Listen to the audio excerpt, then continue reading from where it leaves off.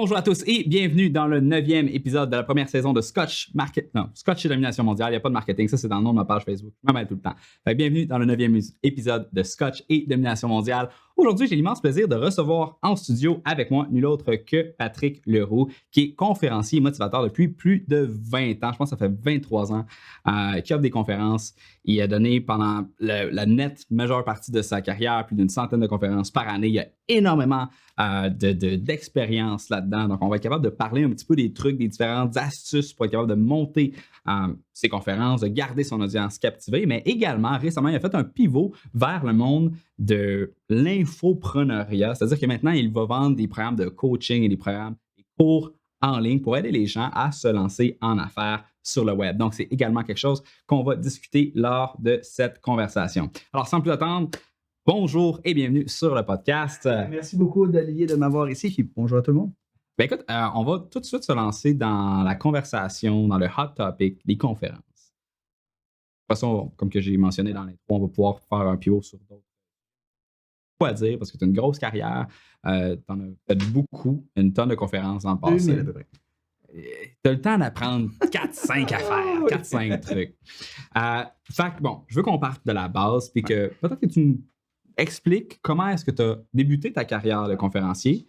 Ça a été quoi tes challenges, en fait, que tu as... J'ai commencé comme conférencier, j'avais 25 ans, ce qui est très jeune dans devenir conférencier. En fait, il faut reculer avant ça. Moi, à l'âge de 17 ans, j'ai vécu une expérience qui était un pivot dans ma vie, c'est-à-dire que j'ai vécu beaucoup de rejets, d'humiliation, alors que j'avais 17 ans, je jouais au hockey, et le coach m'a mis dehors d'équipe de hockey, puis j'avais pris 2 mauvaises pénalités, puis mon père était du côté de mon coach. Faire une histoire courte, j'ai pensé m'enlever la vie à l'âge de 17 ans. Ma tante, qui était dans Amway, je ne sais pas si tu connais, marketing de réseau, et mon oncle André, ma tante Huguette, m'ont donné des livres parce que je filais un mauvais coton. Ils m'ont donné des livres, il faut m'en sortir. Puis heureusement, ça m'a littéralement sauvé la vie, des livres de développement personnel. Alors, c'était du Zig Ziglar, c'était à l'époque, il y avait Joseph Murphy de Power of the Mind, puis de Subconscient, puis John Keogh. Puis là, ces livres-là ont littéralement changé ma vision de la vie, prendre responsabilité par rapport aux résultats, avoir une attitude positive, se tenir avec les bonnes personnes, se fixer des objectifs, comment augmenter sa confiance. Et petit à petit, j'ai commencé des petites entreprises. Et tous ces livres-là, donc, je mettais ça en application. C'était du développement personnel et professionnel. Ça m'a aidé énormément. Et quand j'étais arrivé à 23 ans, j'ai commencé à travailler chez Coca-Cola. J'avais des bons résultats dans les ventes. Puis souvent, le directeur des ventes disait « Patrick, tu vas aller faire un speech demain matin. Il y a 54 vendeurs. Puis tu vas leur dire ce que tu fais. » Pas capable de parler, pas capable de dormir la veille, stressé, gêné, comme la plupart des gens. C'est pas naturel. Moi, c'est comme ça quand j'ai commencé. Traumatisé, la langue sec, puis je me rappelle même pas ce que je disais, puis j'étais gêné, sensible à l'opinion des autres. Alors, j'étais quand même jeune et ambitieux parce que j'avais quand même parti plusieurs entreprises avant de travailler chez Coke. Puis je savais que quel genre d'entreprise est-ce que tu avais? Première entreprise, je vendais des boxer shorts dans un marché aux puces à Carignan, sur la Rive-Sud de Montréal. J'ai pris une petite annonce dans le journal de Montréal. J'avais une job d'été que je détestais. Je travaillais au Cours-Mont-Royal dans la maintenance. Puis il fallait que j'y aille laver des vitres là, à peu près à 300 pieds dans les airs d'un swing stage. Je peinturais, je respirais. Il fallait que je nettoie des tuyaux de gicleur dans les sous-sols de stationnement au centre-ville. Je me mouchais le soir. C'était noir. Souvent, il faut vivre une insatisfaction pour faire un changement. Alors moi, j'ai vécu ce genre. Je dis, c'est pas vrai que je vais faire ça toute ma vie. Alors, je voyais les gens avec qui je travaillais, puis eux autres, c'était comme leur boulot. Je dis, il faut que je fasse de quoi. Fait qu'un beau jour, un coup de tête, je ne conseille pas ça à personne. J'ai sacré ma job là. Je suis allé prendre le Journal de Montréal, petites annonces, l'autre boxer short à vendre. Alors, c'était un lot de faillite. Alors, moi, j'étais allé acheter ça. J'ai pris de l'argent sur ma carte de crédit. J'ai parti ma première entreprise. Puis, je vendais des boxer shorts dans un marché au puces à Carignan. Ça n'a pas marché pendant tout. Et le monde venait me voir. Et il dit, comment tu vends ton marteau? Je dis, ben, c'est parce que j'ai pris mon marteau pour construire mon kiosque. Non, je te donne 10$ ton marteau. Je dis, non, je vends des boxer shorts. Ça ne marchait pas pendant tout. Ça a été ma première expérience. Après ça, j'ai eu 2 entreprises d'un triporteur de crème glacée. Alors, tu sais, Gilling se promène dans les rues. Là. La 2e année, j'ai eu ça sur la Rive-Sud de Montréal. On faisait feu d'artifice. J'aimais ça de voir. Il faudrait qu'on fasse une espèce de concept. On t'a remis en contexte à tes premières jobs. Puis même, j'avais gagné un stage à l'université. J'avais gagné un concours qui s'appelait Concours Réflexe Marketing. Et c'était un stage gagné chez Gaz Métropolitain. Donc, je faisais un stage en marketing l'été. Mais j'avais ma business de triporteur de crème glacée. Fait que j'avais embauché un employé qui commençait les triporteurs de crème glacée à 11h. Puis moi, à 4h, je finissais de travailler, puis j'allais prendre la relève. Je travaillais jusqu'à minuit, 1h le soir. Donc, je travaillais comme un fou. Et j'avais des employés comme ça. J'avais une douzaine d'employés qui allaient faire les crèmes glacées comme ça. Et écoute, j'ai pu mettre de l'argent de côté. Je me suis mis au monde un peu avec ça. L'entrepreneuriat, puis le stage, il était super bien rémunéré, ces gaz métropolitains. L'été suivant, j'ai fait ça à temps plein. Et là, on a monté, j'ai eu 104 employés durant l'été. J'avais 20 ans. C'est incroyable. Mais je travaillais comme un fou. 80-100 heures par semaine. C'est pour ça que le premier bouquin que j'ai écrit s'appelle « Secret des gens actifs, efficaces et équilibrés ». J'avais zéro équilibre. Quand tu dis que tu dors pas ou tu dors mal, j'ai pogné 3 grippes l'été. Ma copine à l'époque me sacrait là, j'avais pas le temps d'y accorder. Je mangeais mal, du fast-food, je m'entraînais pas. Fait que j'avais du succès financier, je faisais plus d'argent que mon père, ce qui était comme pour moi, pour un kid de 20 ans, c'était incroyable. Et là, du jour au lendemain, je n'étais pas heureux. J'avais du succès en affaires, je faisais de l'argent comme je l'avais fait, mais je n'étais pas heureux, je n'étais pas équilibré, il me manquait de quoi. Je n'ai pas fait un burn-out, mais pas loin de ça. Puis c'est là que j'ai pris conscience que oui, c'est bien beau avoir du succès professionnel et financier, mais tu veux avoir du fun dans la vie, tu veux avoir une vie, tu veux avoir des amis, tout ça. Alors j'ai continué, on me dit d'aller à l'université, personne dans ma famille était à l'université, je dis, regarde, me lancer le défi d'aller à l'université, j'ai gradué. Je ne peux pas dire que j'ai adoré l'université. J'ai étudié 6 mois à Amsterdam. Ça, j'ai bien aimé ça. Je me rappelle pas de grand-chose, mais j'ai bien aimé ça. J'ai fait une session d'études là-bas. On était à 100 étudiants qui venaient de 12 pays à travers le monde. J'ai appris mon anglais. Je suis devenu bilingue. C'était une des raisons pourquoi j'étais allé là. Et là, je me fais embaucher par Coca-Cola au sortir de l'université, une des entreprises les plus prestigieuses au monde, dans les ventes. Et j'ai 3 promotions successives parce que je suis un bon vendeur à l'époque. Mais j'avais, pour revenir à ce qu'on disait tantôt, j'avais puis j'ai été dans l'immobilier aussi, j'ai commencé très jeune, j'y suis encore d'ailleurs comme investisseur, là, faire des flips, mais j'avais une peur de parler en public. Alors, je savais que je devais passer outre ça. J'ai fait des recherches, il n'y avait pas l'Internet à l'époque, mais j'ai fait des recherches et je me suis aperçu qu'il y avait des cours qui s'appellent Dale Carnegie. Alors, j'ai pris cette formation-là, j'ai réussi à convaincre mon boss que j'aurais plus de leadership puis que je serais mieux pour faire des présentations. Alors, c'est un cours de 12 semaines sur comment faire des présentations. Et j'ai adoré ça. La première fois que j'arrive à parler, là, je suis retourné à ma place. J'étais vraiment figé comme une barre. Et finalement, après 12 cours, j'ai su qu'il y avait des classes qui s'appellent Toastmaster. Je ne sais pas si tu as entendu parler de ça. C'est des clubs d'oratoire. Il y en a partout à travers le monde. J'ai joint un club Toastmaster et là, j'ai appris à parler en public. Je faisais des discours à tous les semaines. Tu es Toastmaster, tu es maître des improvisations. C'est toi qui vas donner du coaching à ceux qui ont fait des présentations. Donc, tu joues plusieurs rôles à chaque semaine. Puis, forcer que tu deviens meilleur à force de le pratiquer. Fait que j'ai joint Toastmaster et quand je me suis senti assez en confiance, j'ai décidé de faire ma première conférence publique. Et ça a été un fiasco, ça a été un désastre. Écoute, je pense que j'ai lu mon texte tout le long ça durait 2 demi-journées. Je pense que j'ai lu exactement ce qui était mot par mot sur mes textes. Évidemment, c'était comme n'importe quoi, hein? C'est de commencer qui est le plus difficile. Et après, bon, tu t'améliores, tu deviens meilleur à force de persévérance, d'étudier, embaucher des coachs, lire. Mais ça a été mes débuts, je te dirais là. Alors, en 1996, en décembre 1996, c'était la première conférence que j'ai faite. C'était dans un gym à Québec. Alors, c'est aussi simple que ça. Ça a été mes débuts de conférencier. Mais j'ai été entrepreneur avant de devenir conférencier. Et tous les gens qui nous écoutent, ça m'a aidé énormément. Parce qu'il y a des gens que je connais qui sont très bons, sont éloquents, je te dirais, sont excellents à faire des conférences, mais ils n'ont pas la discipline d'un businessman. Je ne sais pas si tu me suis. C'est-à-dire que la personne qui est peut-être moins bon avec l'art oratoire, mais qui est très bon en business, va mieux réussir que la personne qui est très éloquente, mais qui n'a pas un background de business. Parce que ce qui est le plus difficile, c'est pas de donner les conférences. Ce qui est le plus difficile, c'est de vendre ces conférences. Alors, le fait que j'étais un entrepreneur avant de devenir conférencier m'a aidé à réussir rapidement. Mais je dis réussir rapidement, ça m'a pris 2 ans.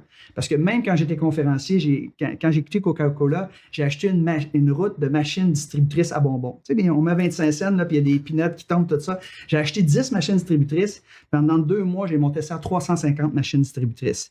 Ce qui faisait qu'après 3 mois, j'avais le même salaire. Old school, j'avais le même salaire que chez Coke. Sauf qu'au lieu de travailler 55 heures, je travaillais 5 heures par semaine. Puis ça m'a permis de développer ma business de conférencier qui, je te dirais, a pris 2 ans. 2 ans avant que je puisse vivre de ça. Puis après 2 ans, j'ai vendu mes machines à bonbons à mon père, qui lui a pris sa retraite. Il était électricien toute sa vie. Et là, depuis ce temps-là, je n'ai jamais retourné par en arrière. Mais c'est pas vrai que du jour au lendemain, tu vas devenir un conférencier ou un formateur, puis tu vas très bien gagner avec ta vie avec ça. Ça prend une certaine transition. Puis c'est ce que je dis aux gens. Garde ta job, va-t'en pas. Quand tu commenceras à faire plus d'argent avec tes conférences et formations, tu pourras décider de quitter ton emploi régulier.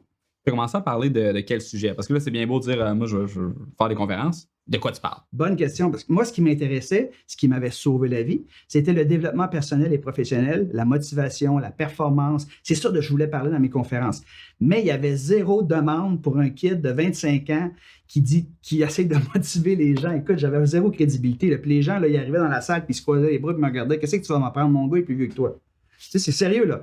Alors, ce que j'ai fait pour détourner ça, dans, je dirais, les 6-7 premières années de ma carrière, je parlais de vente. Donc, j'avais des formations sur la vente. Et à travers mes formations sur la vente, ben, je faisais ce que j'aimais. Alors, je parlais de développement personnel et de motivation. Mais l'accroche, comment que les gens, je les attirais dans le fond, c'était de les aider à augmenter leur vente. Et la façon qu'on vendait à l'époque n'est pas du tout la même qu'on vend aujourd'hui. Alors, c'était le old fashion à l'époque. C'était des cold calls. C'était vraiment du démarchage. Ça a complètement avec changé. Un process, avec des scripts de vente, c'est comme une espèce de grosse machine avec une équipe. Répondre aux objections. Le old school sales. Old school. Ouais. Alors, c'est ça que j'ai fait. Ça marche encore. Oui, bien, dans certains domaines, effectivement, ça fonctionne. Pour moi, c'est pas ça que j'enseigne du tout. Moi, j'enseigne aujourd'hui à attirer, à faire en sorte que les gens viennent vers toi plutôt que toi d'aller vers eux. Alors, ça a été mes débuts. Juste que tu es devenu plus lâche en vieillissant, je pense. Ah, c'est ça. C'est le fun que les gens viennent vers toi. Tu es beaucoup plus qualifié. Moi, je regarde des gens, là, des fois, ils travaillent, là, puis c'est incroyable. Ceux qui font encore la vieille économie, là, les cold calls, du démarchage, tout ça. Puis ces gens-là, tu leur donnes 1 million demain matin, là. C'est sûr qu'ils arrêtent de faire ça. C'est pas nécessairement agréable de se faire rejeter 9 fois sur 10. Il n'y a personne qui aime ça. Ils le font parce qu'ils ont un chèque de paye. Alors que quand les gens viennent vers toi, bien, la vente est à moitié faite quand ils viennent vers toi parce qu'ils te connaissent déjà. Parce que comme tu fais, tu mets des passe-4, tu mets de la valeur à l'extérieur, fait que les gens aiment ça et ils veulent en savoir plus. Ouais. Et puis quand tu as commencé à faire des conférences, tu parlais de vente et pour faire des conférences, il y a un paquet d'éléments, bien sûr, à prendre en compte. Donc, premièrement, comment est-ce que tu fais pour booker tes conférences? Ça pourrait être quelque chose qu'on pourrait discuter, ça, des trucs, pour essayer de trouver tes premières conférences. Mais en même temps, comment est-ce que tu planifies? Tu as mentionné tantôt que lorsque tu as fait tes premières conférences, tu avais ton script, tu lisais quasiment mot pour mot. Pour toi, c'est quoi ton processus de préparation à tes conférences? Ensuite, ça, peut-être sur scène, mais c'est quoi les éléments, mettons, à garder en tête? Fait qu'on va commencer par la base. Comment est-ce que tu bookes? Puis après ça, on va continuer. Okay. Comment je l'ai booké? La première conférence, je me suis fait booker. C'est un ami qui était déjà formateur, il y avait 2 ans d'avance sur moi. Et il s'était fait booker 2 conférences en même temps, la même journée. Fait qu'il m'a donné la conférence qui rapportait le moins, puis il dit, va la faire. Ça, c'était mon premier booking. C'était une référence, je te dis. Et puis, ça a été très difficile parce que les 2 premières années, j'essayais d'organiser moi-même mes événements. Et là, j'ai des pamphlets, que je faisais des flyers que j'allais amener. Écoute, c'était vraiment, il y a longtemps de ça, 23 ans. Et les 10 premières conférences que j'ai organisées, j'ai eu moins de 10 personnes dans mes salles.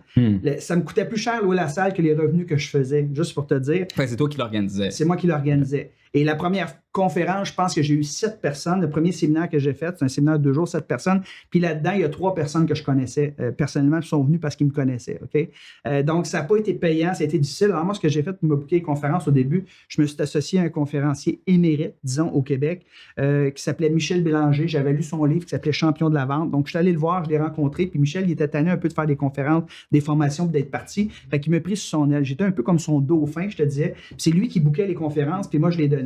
Alors, j'ai fait des tournées champion de la vente à travers le Québec pendant 3 ou 4 ans, pendant 3 ans, je crois. Et j'ai fait ma première conférence au Reine-Élisabeth, 100 personnes. C'était un rêve pour moi. Fait qu'il me bookait. Fait que j'avais pas l'aspect booking à m'occuper. Moi, je faisais des conférences. Puis au début, là, je le suivais. Puis là, sur son 2 jours, je faisais un 20 minutes. Après ça, je faisais 1 heure. Puis là, il me dit, OK, t'es rendu meilleur que moi, c'est toi qui es faster. Fait que Michel, c'était comme un peu mon gérant.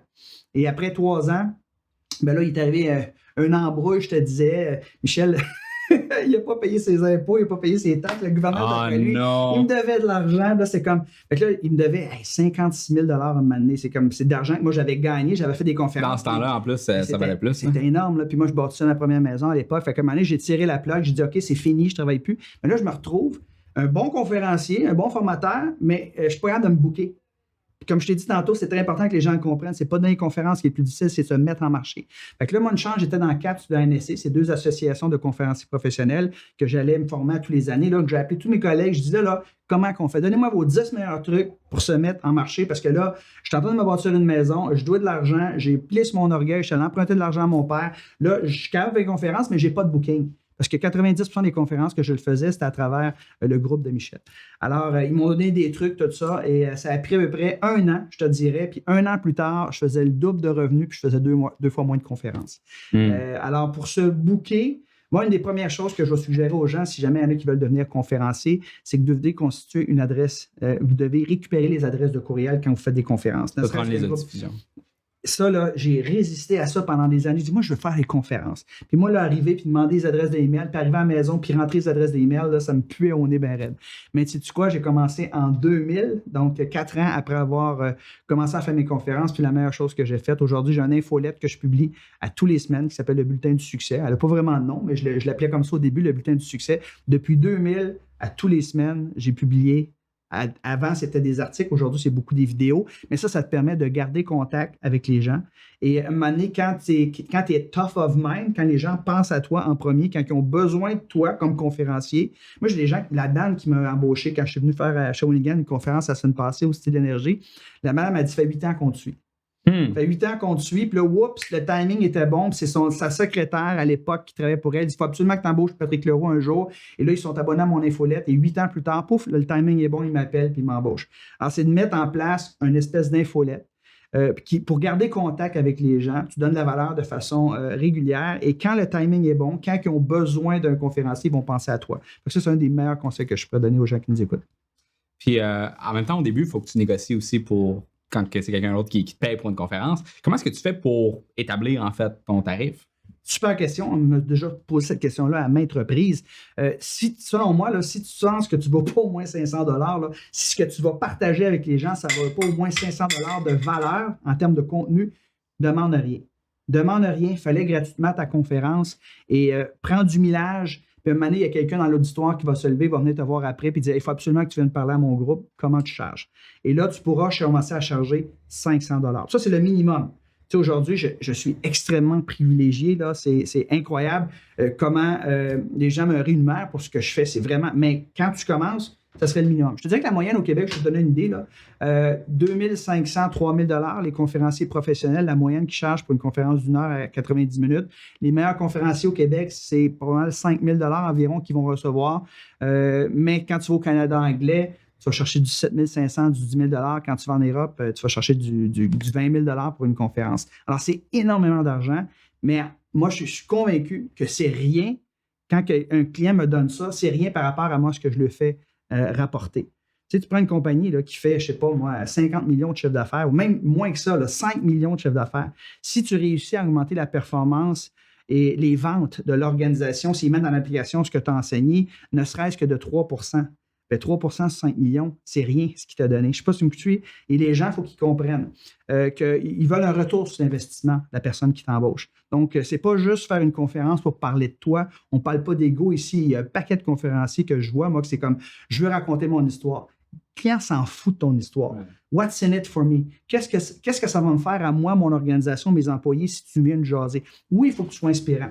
Oui, il faut que tu racontes des petits bouts de ta vie un peu pour connecter avec les gens. Mais ultimement, le but, c'est quoi? C'est d'ajouter de la valeur dans la vie des participants, des gens qui t'écoutent, afin qu'eux puissent progresser un peu plus loin par rapport à leur objectif.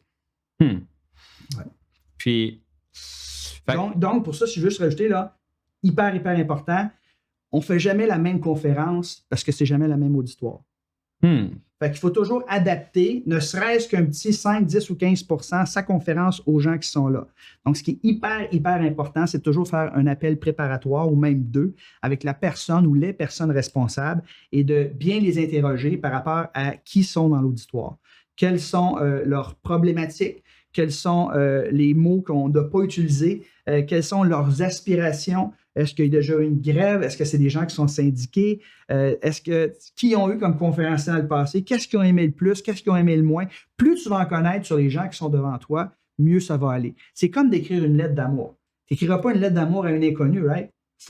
Ta lettre d'amour, elle va être vraiment bonne si tu connais vraiment la personne à qui tu l'écris. C'est la même chose pour une conférence. Plus tu vas en connaître sur les gens à qui tu vas présenter, meilleure va être ta conférence parce qu'elle va être adaptée à leurs besoins spécifiques.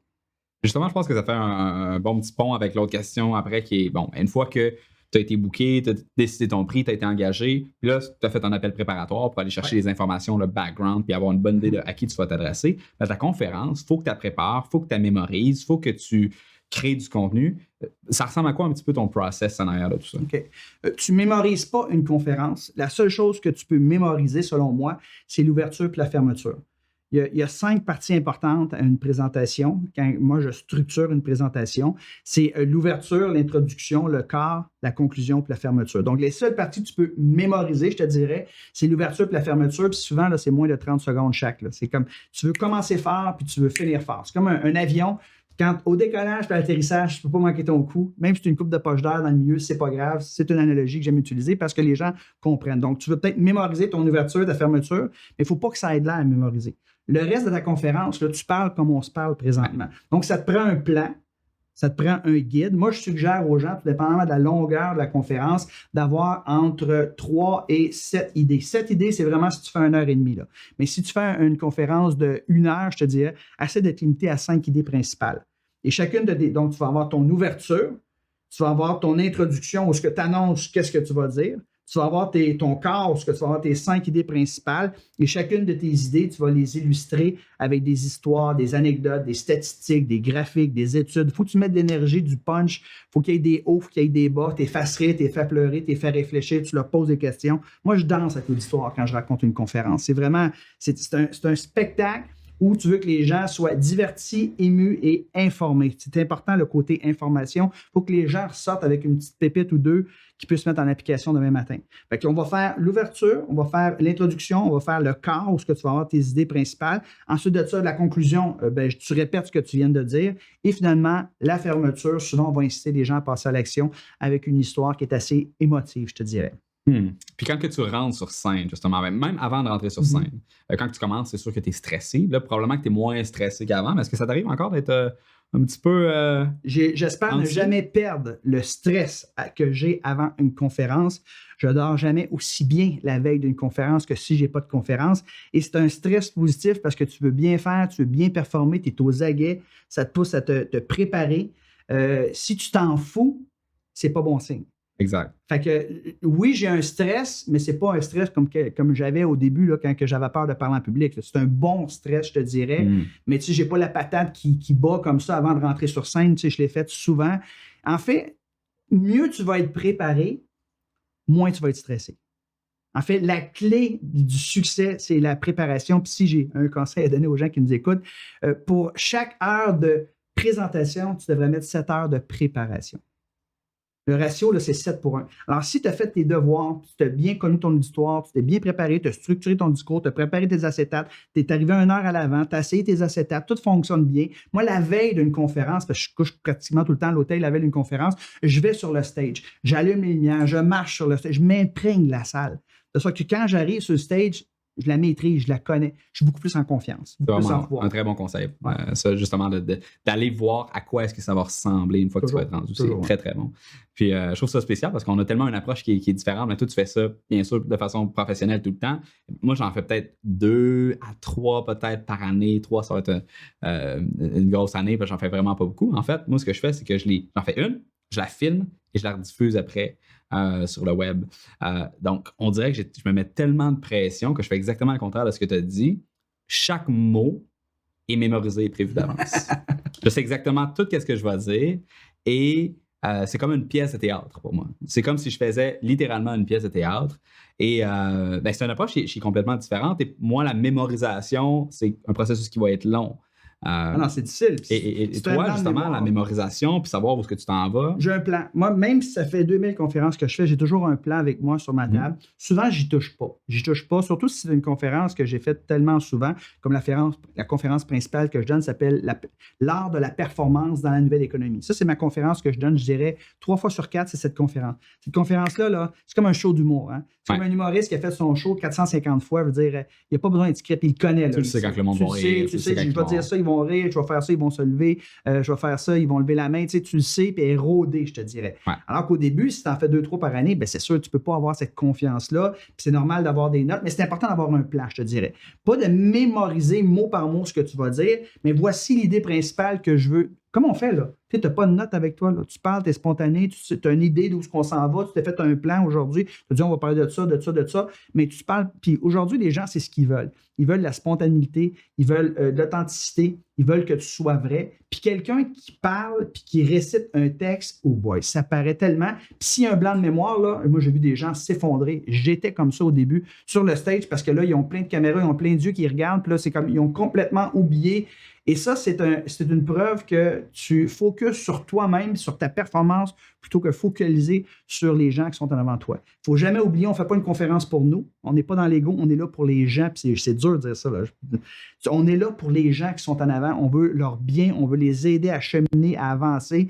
Et une des choses que les gens aiment le plus en conférence, c'est quand tu es vraiment vulnérable. Quand tu vas montrer tes moments d'ombre, les fois que ça a moins bien marché, c'est comme ça que tu vas connecter avec les gens, puis c'est comme ça que les gens vont avoir le goût d'écouter ce que tu as à dire puis de s'associer à toi. Fait qu'il ne faut pas avoir peur de faire ça. Et ça, tu ne veux pas nécessairement le scripter, ces choses-là. Je vous donne un exemple.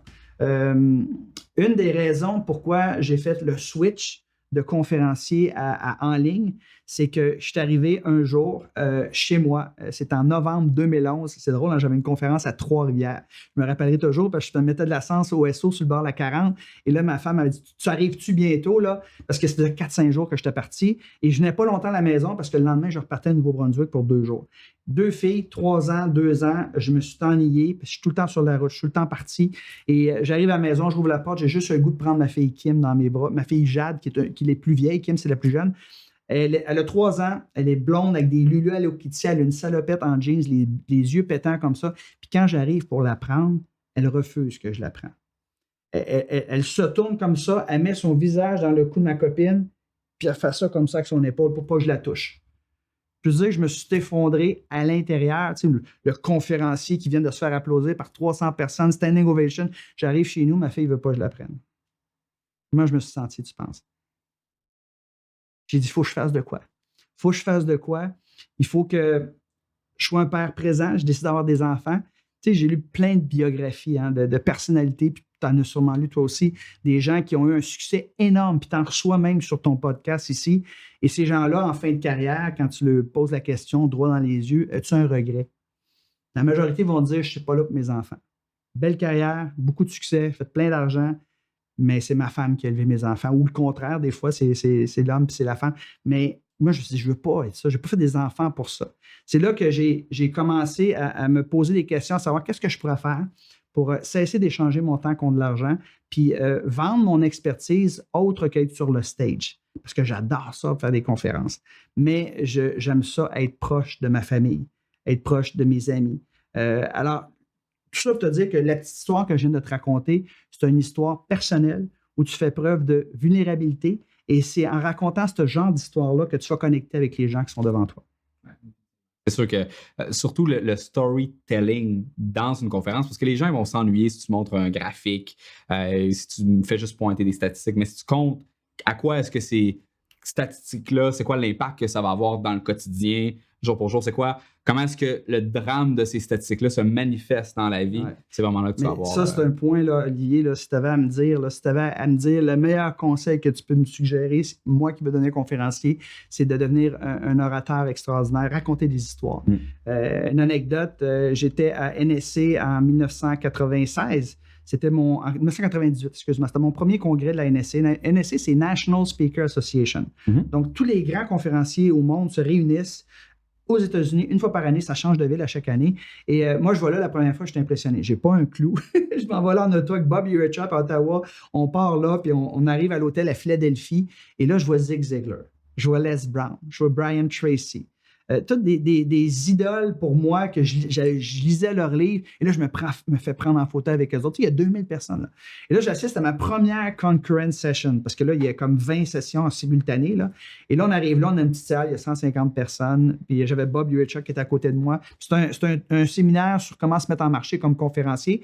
Mais le maître des cérémonies dit, avant de commencer, il y a M. Bill Gove qui vous a adressé la parole. Puis là, Bill Gove, là, avec Carrot Roberts, c'est le cofondateur d'un NSC. Ils ont fondé ça en 1970.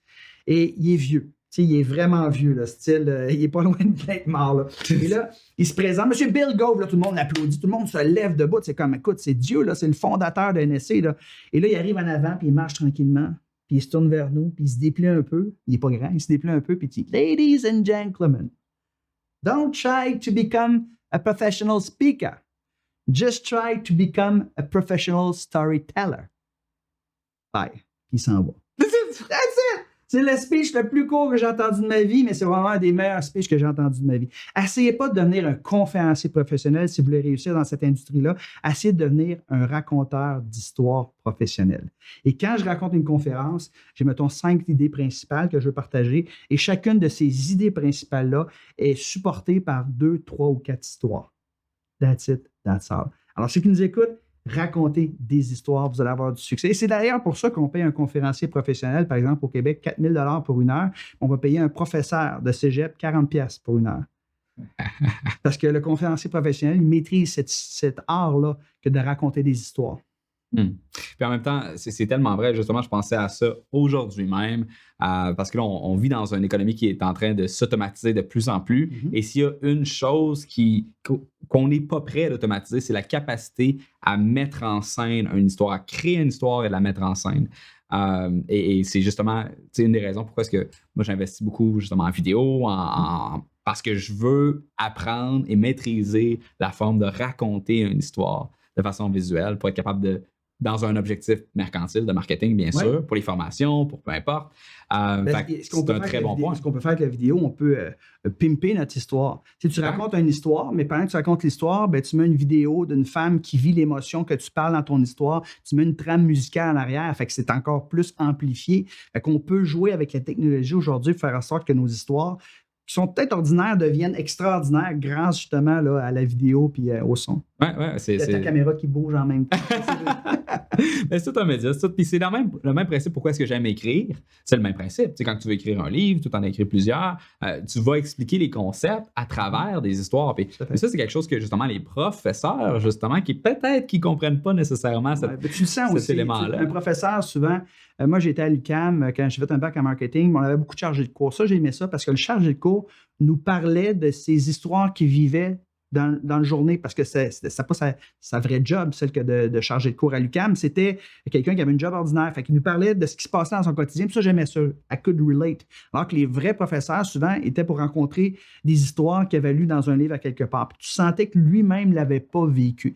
Alors, ce qui fait un bon conférencier, c'est que il raconte une histoire, il raconte des fois ses histoires à lui, pas toujours, ça c'est une autre erreur, il y a des gens qui parlent juste d'eux autres mêmes. Il faut que tu saches doser tes histoires, les histoires des autres, mais les gens sentent qu'il y a du vécu, qu'il y a de l'expérience, il n'a pas juste lu des livres, il l'a vécu. Et là, on va chercher les émotions. Et c'est ce que les gens veulent lorsqu'ils entendent un conférencier. En même temps, pour ajouter un autre point sur pourquoi est-ce que de structurer sa conférence par histoire, c'est une bonne stratégie, c'est juste que c'est plus facile à mémoriser. C'est ça, une histoire, tu sais c'est quoi la structure narrative. Tu ne vas pas la dire mot pour mot, mais tu sais où est-ce que tu t'en vas rapidement, facilement. Fait que, tu sais, à la place de justement lire ton texte pendant...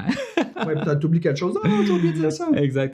Fait que, quand même, mais une histoire aussi, ce que je peux rajouter, tu ne devrais jamais raconter une histoire en public sans l'avoir racontée au moins 50 fois en privé.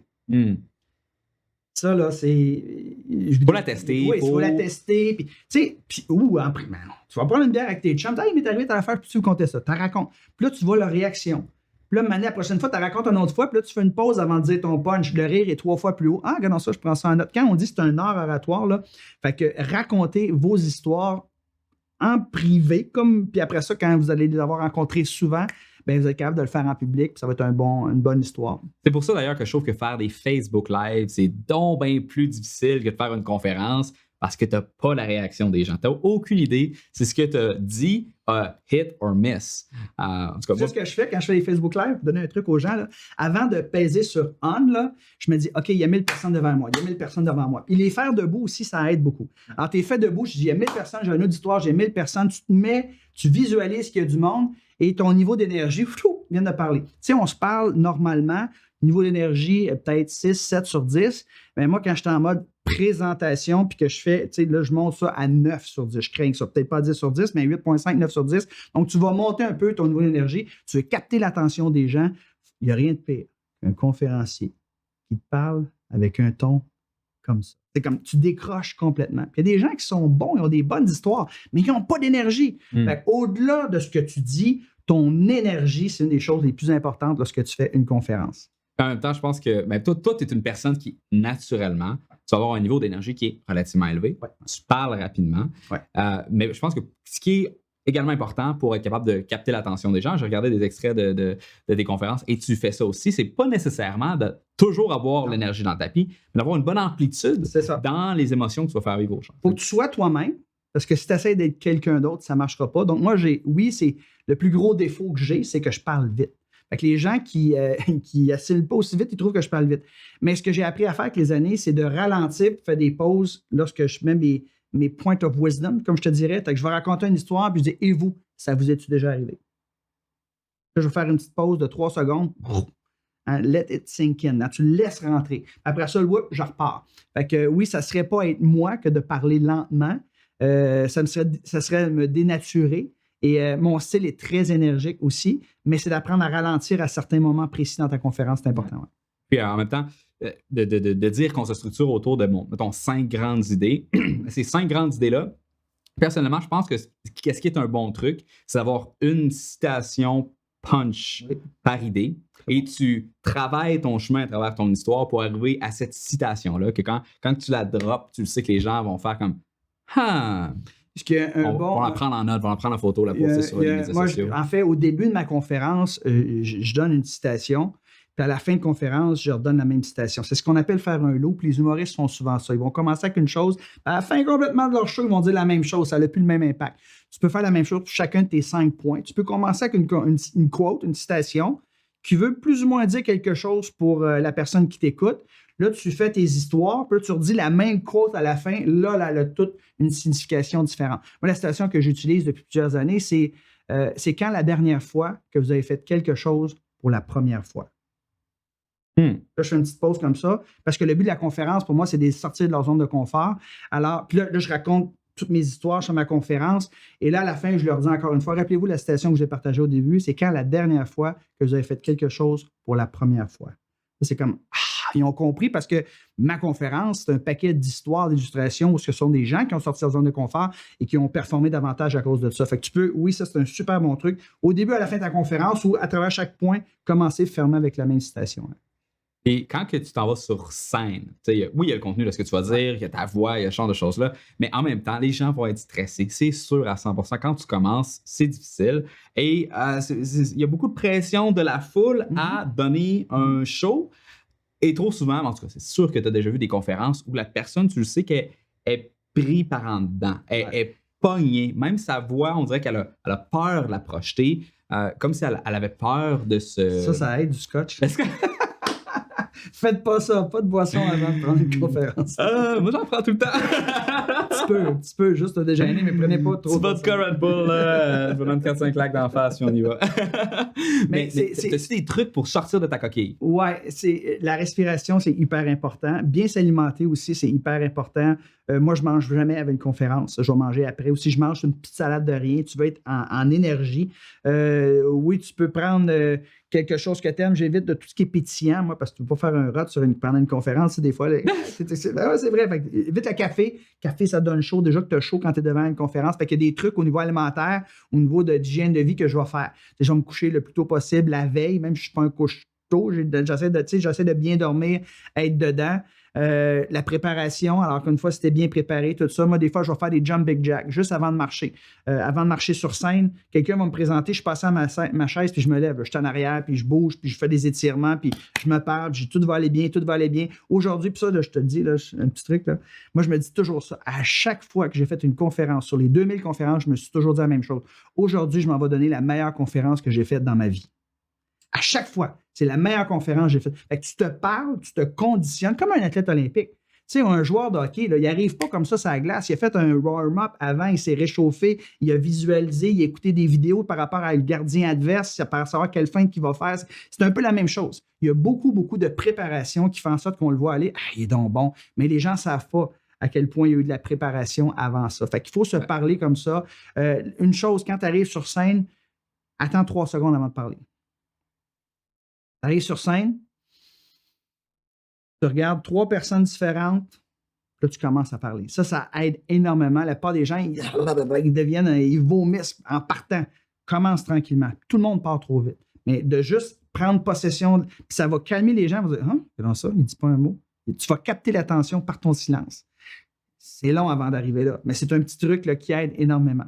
C'est très important, comme je t'ai dit tantôt, d'avoir ses notes, de connaître la scène. Donc, tout ça va faire, ce sont des facteurs qui vont faire en sorte que ton stress va diminuer. L'ouverture, manque-la pas.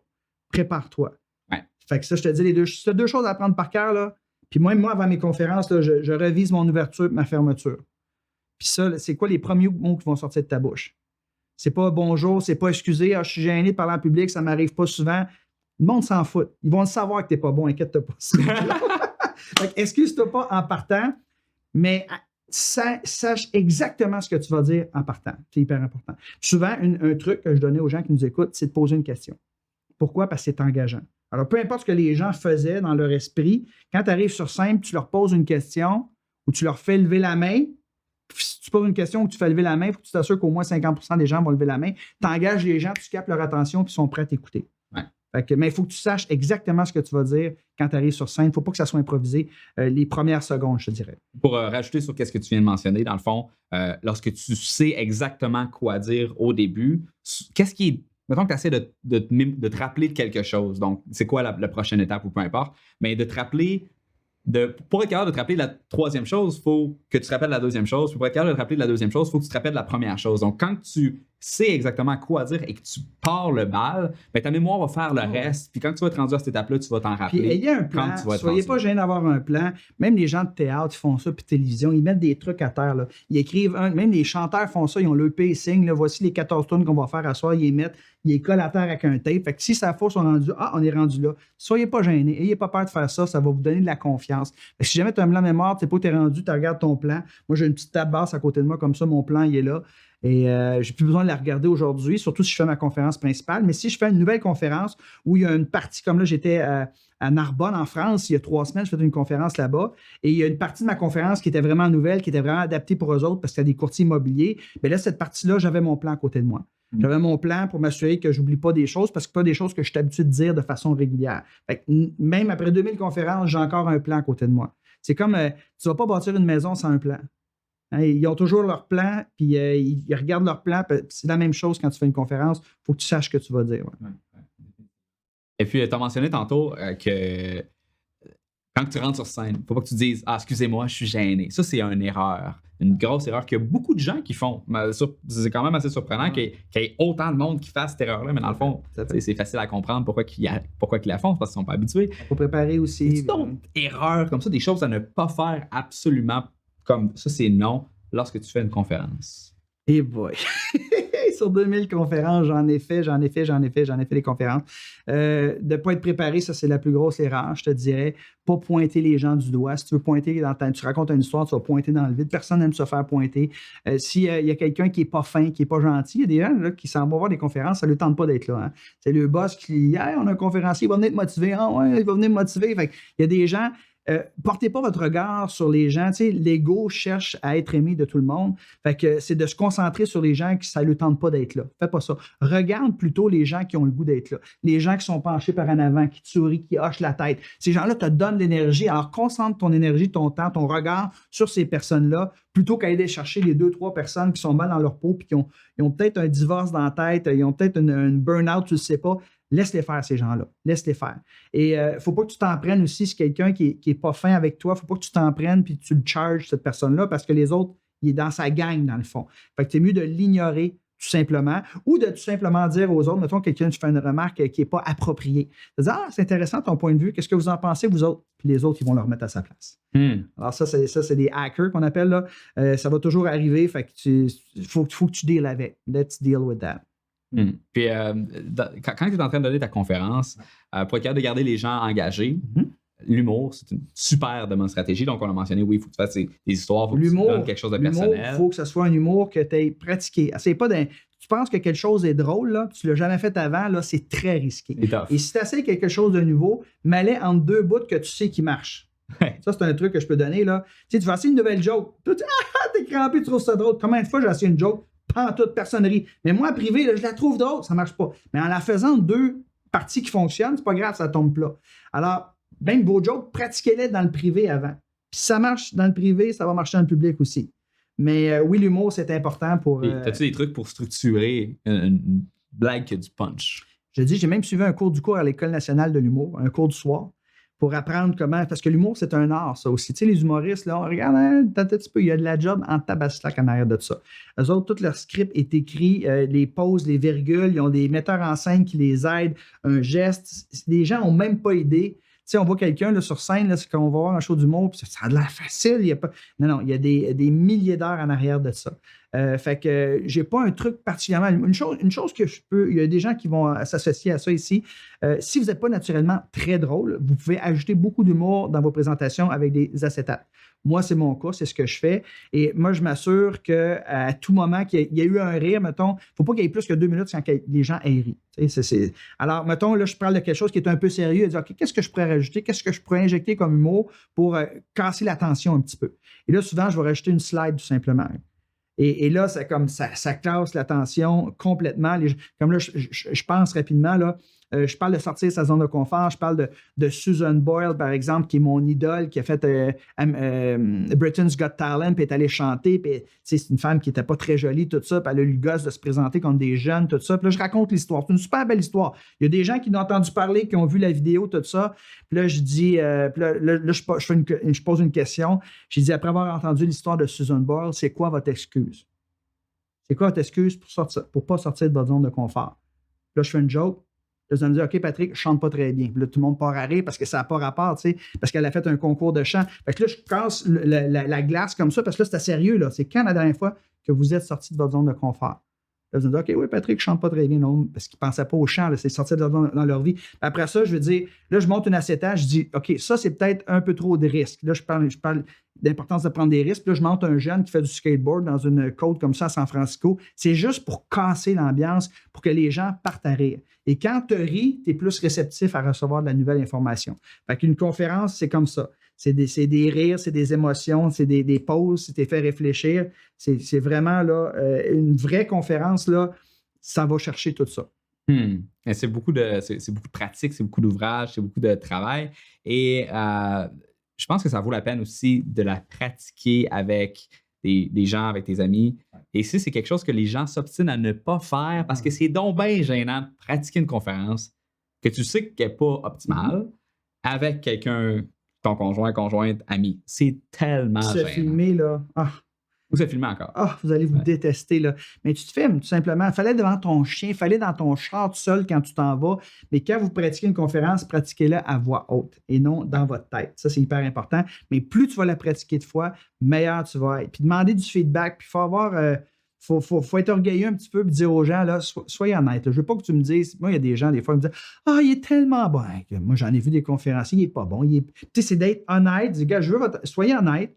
Dites-moi ce que vous avez aimé, puis s'il y a des choses que vous avez moins aimées, dites-moi là, je suis là pour apprendre. C'est rare les gens qui osent faire ça. Là. Personne n'aime se faire critiquer, se faire juger, mais c'est la meilleure façon de devenir meilleur. Moi, je me suis démolé par des coachs. Puis au début, tu le prends. C'est pour ça que tu le payes d'ailleurs. Oui, c'est ça. Tu le prends tough au début, mais tu dis, Colin, j'en ai besoin. Ouais. J'en ai besoin. Puis des fois, moi, il y a des jokes que je faisais. Là, tout le monde riait, ça se tordait, tout ça. Puis un coach me dit, non, faut que tu arrêtes de faire ça, cette joke-là. C'est non, c'est une de mes meilleures jokes, je ne suis pas pour arrêter. Il dit non, il faut que tu arrêtes de faire ça, ces jokes-là. Parce que même s'il y a 100 personnes, si tu as offensé une personne, c'est une personne de trop. Et borderline, il faut que tu arrêtes de la faire. Je suis comme OK, je l'ai enlevé. Non! C'est un de mes plus gros. Non, mais encore une fois, il faut que comme j'ai dit tantôt, chaque audience est différente. Fait que quand tu as une audience, des fois, moi, je vais ça dépend c'est quoi la joke, là? C'est par rapport aux femmes, au sexe, c'est borderline. Des fois, je vais faire Napa Auto, je vais avoir 500 hommes. Après ça, je vais faire une conférence, la semaine d'après, j'ai 700 infirmières. C'est pas la même auditoire. C'est pas le même humour. C'est la joke qui va marcher avec les hommes. Tu vois, c'est les femmes, ils les offusquer.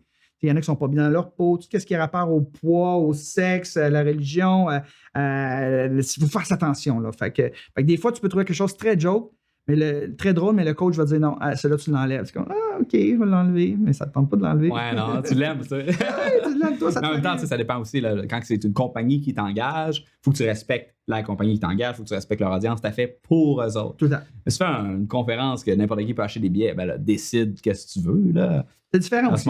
Ça, c'est un autre point important. Quand tu fais une conférence. Mettons la conférence qu'on va donner. Ton événement.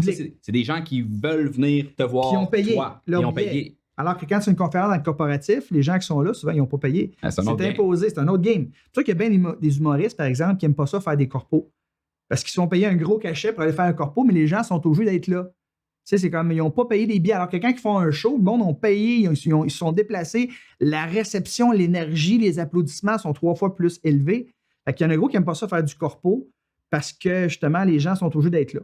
Mais moi, je fais du corpo, c'est ce que je fais, c'est que je gagne 95% de mes conférences, c'est le corporatif qui m'embauche. Alors, d'aller gagner les gens qui sont obligés d'être là, c'est un challenge. C'est un challenge, il faut que tu t'adaptes à leur réalité. Ouais. Et puis, quand tu as dit c'est important de pratiquer ta conférence à voix haute, moi, j'irais plus loin que ça. Moi, je pense que la mémoire de mouvement, dans le fond, quand que tu fais le même mouvement, quand tu fais ton espèce de rituel physique pour te mettre en scène, puis que tu commences ta conférence, moi, je commence tout le temps de la même façon avec mon corps. Et ça fait en sorte que tout le reste suit, puis tu te remets dans le même état d'esprit que tu avais quand que tu commençais. Puis même quand je me pratique, j'exagère tous mes mouvements pour que ce soit plus naturel de faire ces mouvements qui te paraissent de l'intérieur exagérés, mais quand tu te regardes de l'extérieur, c'est comme tu bouges à peine. Là. Oui, tout à fait. Faut bouger, c'est ça. Il faut raconter ces histoires. Je dirais, il ne faut pas les raconter, il faut les vivre, ces histoires. C'est pour ça que moi, j'aime beaucoup ça. Je prends toujours un micro-casque avec 2 oreilles parce que je bouge énormément. Je suis très physique dans mes conférences. Je veux que mes mains bougent. Des fois, je vais me baisser, des fois, je vais monter, des fois, je vais sauter. Fait que c'est un peu comme un acteur, un petit peu. Là, c'est que tu vis tes histoires. Tu ne fais pas juste les raconter, tu les vis. Tu vas prendre une voix de ta grand-mère à qui te parler. Donc, c'est d'avoir des dialogues avec des personnages. C'est de l'art oratoire. Là. Moi, j'ai plein de formations, plein de cours là-dessus. Et tu peux toujours t'améliorer. Même si tu améliores juste un petit peu ta conférence que tu as faite la dernière fois, c'est correct. Alors, mais il faut, comme tu dis, la vivre, pas juste la raconter. Et vers la fin de ta conférence, il y a une période où ça va être l'appel à l'action pour soit que les gens ils rentrent sur ta mailing list, soit que tu as fait au début, soit que tu as fait à la fin, ce bout-là. Mais bon. Jamais au début. Quel type d'appel à l'action est-ce que tu vas faire? Comment est-ce que tu le structures? Qu'est-ce qui est acceptable dans un contexte où l'employeur te paye? Puis qu'est-ce qui est acceptable dans un contexte où la personne a payé pour venir? Est-ce que tu vends ton stock? Est-ce que tu fais des upsells? Comment est-ce que tu structures ça? Tu vas demander la permission. C'est quelqu'un qui t'embauche, qui t'a donné un gros chèque pour faire la conférence, faisant pas un pitch de vente ta conférence, OK? Mais moi, dans le cas, je vais demander si c'est de la permission d'avoir une table pour des livres pour les participants. Je vais toujours demander l'option au client, est-ce que tu aimerais ça acheter des livres à rabais pour tout le monde, offrir un cadeau? Il y a peut-être 10-15% des clients qui disent « oui, je vais prendre un livre pour tout le monde. OK, je veux 80 livres, j'y fais à 50% de rabais, puis je vais être là, puis je vais dédicacer. » Puis à la fin, je dis « Hey, en passant, je veux vraiment remercier Bernard, votre vice-président. Décide de faire un cadeau à tout le monde. Voyez, les 80 livres, là, c'est pour vous autres, c'est gratuit. Venez me voir, je vais vous les dédicacer. » Ça, c'est génial. Ça, c'est moins compliqué comme ça. Sinon, je vais dire « OK, je donne l'option aux gens qui veulent, parce qu'il y a toujours des gens qui viennent te voir après les conférences. Tu poses des questions, tu dédicaces des livres, tout ça. Fait que là, tu vends les livres sur place. Fait que moi, mon pitch de vente est tellement simple, là, c'est qu'à la fin complètement, je dis maintenant, qu'est-ce qu'on fait après? Là, j'ai 2-3 choses que je leur dis. Une des choses, je dis, là, j'ai un livre ici qui s'appelle, là, je nomme le titre, est-ce qu'il y a quelqu'un qui aimerait l'avoir aussi? Puis là, il y a quelqu'un maintenant qui se lève, vient le chercher, bravo, bon, c'est ça, si tu veux quelque chose dans la vie, il faut que tu te lèves, il ne faut pas juste que. Bon, puis là, je dis, en passant, s'il y en a qui en veulent, j'en ai amené une coupe avec moi aujourd'hui. C'est that's it. C'est pas, je ne prends pas plus que 12 secondes et demie pour en parler. Donc, je dis aux gens que je suis disponible. Puis, il y a un truc aussi que je fais, c'est que j'ai un signet. Dans les livres, là, les livres que je t'ai amenés tantôt, il y a un signet. Et sur le signet, il y a les 30 meilleures idées au monde. Je dis, on a vu 5 idées aujourd'hui. Mais si vous voulez connaître les 25 autres meilleures idées au monde, c'est marqué sur un signet ici, venez chercher, c'est gratuit en arrière. Fait que les gens, ils viennent en arrière, puis ils prennent le signet, ils disent, il y a des livres, là, puis il y en a une couple qui décide d'acheter des livres. Fait que ça, c'est un autre truc pour attirer les gens vers ta table de livres. Par exemple, c'est de leur offrir un cadeau gratuit. OK. Super, ça. Puis un appel à l'action, dans mon cas, l'appel à l'action doit être en lien avec le but principal de ta conférence. Alors moi, mon but, c'est quoi? C'est l'art de la performance dans la nouvelle économie. Fait que j'incite les gens à sortir de leur zone de confort et à performer dans la nouvelle économie, c'est-à-dire d'être actif sur les médias sociaux, c'est d'avoir une chaîne YouTube, d'être actif, faire des stories sur Instagram, c'est-à-dire donner plus de valeur dans la vie de leurs clients, toucher plus de monde, activer la loi de la réciprocité, faire vivre des wow. Fait que moi, mon appel à l'action, il y a un lien avec ce quoi j'ai parlé dans ma conférence. Toutefois, si je fais une conférence publique où c'est des gens qui ont payé, par exemple, pour être là, et ce n'est pas une compagnie qui m'embauche, bien là, je vais peut-être prendre un 5 minutes à la fin pour faire un offre d'accompagnement pour aller plus en profondeur par rapport au contenu que j'ai vu. Okay? Mais il ne faut pas que, si tu fais une conférence d'1 heure, il ne faut pas que ça prenne plus que 5 minutes. Moi, il y a beaucoup d'Américains qui sont très mal vus pour ça, parce que c'est une conférence d'1 heure, ils vont prendre 20 minutes pour faire un pitch de vente. Ça, là, un organisateur d'événement déteste ça, puis il ne te rembauchera plus jamais, puis tu n'auras pas de référence si tu fais ça. Il faut faire attention. Alors, tu demandes la permission à la personne. Est-ce que je peux faire une présentation? Tu me donnes, j'ai combien de temps? Dis, OK, tu as 3 minutes, il n'y a pas de problème. Il faut que ça soit une classe. Il ne faut pas que ça soit une vente à pression. Puis la meilleure chose que je te dirais là, que vous devriez faire si vous faites des conférences, c'est d'offrir une gratuité. Alors moi, ce que je fais dans ma conférence, c'est que j'offre un webinaire d'une valeur de 497 parce que je parle de la nouvelle économie. Puis aujourd'hui, un des médias sociaux qui est les plus en vogue, c'est Instagram. Alors, il y en a gros qui connaissent plus ou moins ça. Alors, je vous offre une formation. C'est 13 stratégies pour augmenter votre auditoire, votre engagement sur Instagram. C'est gratuit. Regardez, prenez en photo l'acétate que j'ai là. Ça joue à tous les soirs. C'est un webinaire. Ça vaut 497 $. Je vous l'offre. Bingo. Fait que là, il rentre dans ton tunnel de vente, il te laisse ton email, il écoute ta formation gratuite qui dure 1 heure, 1 heure et demie. Puis à la fin, tu as un offre à la fin de ton webinaire. Fait que je n'essaye pas nécessairement de vendre durant ma conférence, je les envoie sur une formation gratuite. Puis à la fin de la formation gratuite, s'ils veulent aller plus loin, j'ai un programme d'accompagnement. Excellent, ça. Parfait. Je pense que ça fait un bon wrap-up du métier de conférencier, comment planifier sa conférence, etc. As-tu d'autres trucs qui te viennent en tête, des petites best practices que tu aimerais te donner à toi-même comme conseil? Céline Dion, si elle continue à faire des shows, c'est pas parce qu'elle a besoin de plus d'argent, on s'entend. Il y a quelque chose que tu ne vas pas chercher ailleurs. L'adrénaline, le stage, aider les gens qui viennent te voir, qui te donnent l'amour. T'en connais-tu beaucoup des métiers comme ça où les gens se lèvent à la fin de la journée pour t'applaudir? J'en connais pas bien gros là, qui nous écoutent, puis il y a du monde qui se lève et les applaudissent. Alors, c'est très dur de décider d'arrêter ça du jour au lendemain. Moi, je vais toujours continuer à faire des conférences. Au lieu d'en faire 100, j'en fais près 25 ou 30 par année parce que j'aime ça. Ce que j'aimais moins du métier de conférencier, ce que j'aime encore moins, c'est d'être parti longtemps. Parce que tu es 60 minutes sur le stage, mais des fois, tu es parti 2 jours complètement. Parce que tu pars la veille, tu vas coucher à l'hôtel, tu prends l'avion, tu reviens. Fait que ça, c'est un peu moins glamour. Tu vends tout seul dans ta chambre d'hôtel. Alors, cette partie-là que j'aimais moins un peu, c'est pour ça que j'en fais beaucoup moins et que j'ai pivoté vers une business en ligne qui est plus une business. Tu échanges moins ton temps contre de l'argent. Alors que le métier de conférencier, c'est génial, sauf que tu échanges ton temps contre de l'argent. Si tu n'es pas là, il n'y a pas d'argent qui rentre. Combien de fois, moi, j'ai décidé de ne pas partir en vacances? Parce que si je pars en vacances pendant ce temps-là, c'est sûr que je vais manquer 1 ou 2 conférences. Fait qu'au lieu de gagner, je sais pas, moi, au lieu de gagner 10 000 $, je m'en ai dépensé 10 000. Fait que je me suis privé tellement longtemps de prendre des vacances parce que c'est un métier qui fait en sorte que tu échanges ton temps contre de l'argent. Il n'y a rien de mal à ça. Sauf qu'aujourd'hui, j'ai fait le pivot d'avoir une entreprise en ligne parce que tu peux plus scaler ça. Tu vas rejoindre du monde partout dans la francophonie mondiale. On parle de 300 millions de personnes. Alors, conférencier, c'est plus local. À moins que tu veuilles voyager et être tout le temps parti. Puis j'ai des conférenciers que je connais, ils partent le lundi puis ils reviennent le vendredi. Là. Ils sont loin de leur famille, puis quand ils sont tout seuls, qu'est-ce qu'ils font dans une chambre d'hôtel? Bien, ils ne s'entraînent pas, ils ne mangent pas bien, des fois ils boivent un petit peu trop. Il y en a qui peuvent être tentés à tromper leur conjointe parce qu'ils se sentent seuls. Fait que c'est pas très, très sain, je te dirais, quelqu'un qui en fait trop. C'est pour ça que j'ai décidé d'en faire beaucoup moins. Puis je pense que ça fait une belle transition justement pour l'autre sujet d'après. OK, bon, ben là, tu te dis que si on va devenir infopreneur, on va se automatiser son entreprise. Et tu parles beaucoup de la nouvelle économie. Ouais. Ça, c'est un terme aussi que Martin, il dit tout le temps, souvent. Puis c'est pas un terme qui est reconnu par tout le monde nécessairement. Faut que tu aies été un petit peu dans cette industrie-là pour moi, savoir la nouvelle économie, là, ce que je dis, la nouvelle économie, c'est quoi? C'est l'Internet. C'est l'Internet et c'est le fait de vouloir de donner beaucoup avant de recevoir. Alors, l'Internet, les médias sociaux, c'est la nouvelle économie. Avant, on mettait des publicités, achetez chez moi. Aujourd'hui, tu ne fais plus ça. Dans la nouvelle économie, ce que tu fais, c'est que tu donnes. Tu donnes beaucoup de gratuité et par la suite, une fois que tu as activé la loi de réciprocité, parce que tu as tellement donné, les gens veulent te donner en retour. Donc, c'est d'utiliser l'Internet, d'utiliser les médias sociaux pour se faire connaître, d'attirer les gens à nous plutôt que nous d'aller à eux. Ça, pour moi, c'est ça ma définition de la nouvelle économie. Et ça ne fait pas tellement longtemps. Là. Ça ne fait pas tellement longtemps que les médias sociaux sont présents. Facebook, c'est une dizaine d'années. Là. Puis Instagram, c'est depuis 2-3 ans, je te dirais. Alors, c'est ça la nouvelle économie. Et il y a bien des gens qui sont réfractaires. Il y en a qui savent même, ils n'ont même pas de compte sur les médias sociaux. Ils n'ont pas de chaîne YouTube, ils ne sont pas présents. Ils ne donnent pas de valeur. Ils font juste demander. Ils ne donnent jamais. Alors, virage vers la nouvelle économie, c'est ça. C'est de donner beaucoup de valeur gratuitement.